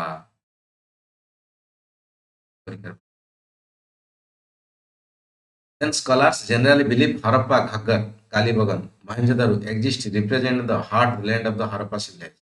এটা কোটি scholar generally believe Harappa Ghaggar ରିଜନରେ କାଲିବଗନ ମହେଞ୍ଜୋଦାରୋ ତ ଇଏ ଜିନିଷ କୋଉଠି ନା କୋଉଠି ତମର ଭଲ ସଭ୍ୟତା ଗୁଡା ହରପ୍ପା ହେଇଗଲା କାଲିବଗନ ହେଇଗଲା ତ ଏମାନେ ସବୁ ଘଗ୍ଗର ହେଇଗଲା ଏମାନେ ସବୁ ହରପ୍ପା ଦେଖ ଇଣ୍ଡସ୍ ଭ୍ୟାଲିରେ ବହୁତ ସାରା ଛୋଟ ଧଲାବିରା ଅଛି ଅଲଗା ଅଲଗା ଅଛି ବହୁତ ଛୋଟ ଅଛି ବହୁତ ବଡ ଅଛି ମଧ୍ୟ ହରପ୍ପା ହେଇଗଲା ମହେଞ୍ଜୋଦାରୋ ହେଇଗଲା ଧଲାବିରା ହେଇଗଲା ପୋର୍ଟ ସିଟି କୁହାହଉଛି ଯୋଉଟା କିଛିଟା ବଡ ସିଟିରେ କାଉଣ୍ଟ ହଉଛି ଆଉ କିଛି ମଧ୍ୟ ଛୋଟ ସିଟି ଅଛି ପଢିବା ଆଗକୁ ଗଲେ ଛୋଟ ସିଟି ମଧ୍ୟ ଅଛି क्वेश्चन ମଧ୍ୟ ତା ଆଗରୁ ବେଳେବେଳେ ପକଉଛି ଯଦି ଏଏସ୍ଆଇ କିଛି ମାନେ କରେଣ୍ଟ ଆଫେୟାର ରିଲେଟେଡ୍ କାମ ଷ୍ଟ୍ରାଟେଜି କେମିତି ପଢିବ କ'ଣ କ୍वेଶ୍ଚନ ଆସିପାରେ ସେଟା ପଛରେ ବଟ୍ ଯଦି କିଛି ଏଏସ୍ଆଇ ଫେଏସ୍ଆଇ କିଛି ତା ଏକ୍ସକାଭେସନ କଥା ହେଇଛି କିମ୍ବା ସେ ରିଲେଟେଡ୍ କିଛି ହେଇଛି କଥା ତାହେଲେ ସେ ରିଲେଟେଡ୍ ଆସିବାର ଚାନ୍ସେସ୍ ବଢିଯାଏ ସେଟା ପଛରେ ଆମେ ପାଇବା ତାହେଲେ ମୁଁ ଆଜି ଏଇଠି ରଖିବି ତମର ଆଉ ନେକ୍ସଟ କ୍ଲାସରେ ଆମେ ଏଇଠୁ ପଢିବା ପାଇଁ ଚେଷ୍ଟା କରିବା ବଟ୍ ଏଇଟା ମନେ ରଖିକି ଆସିଥିବ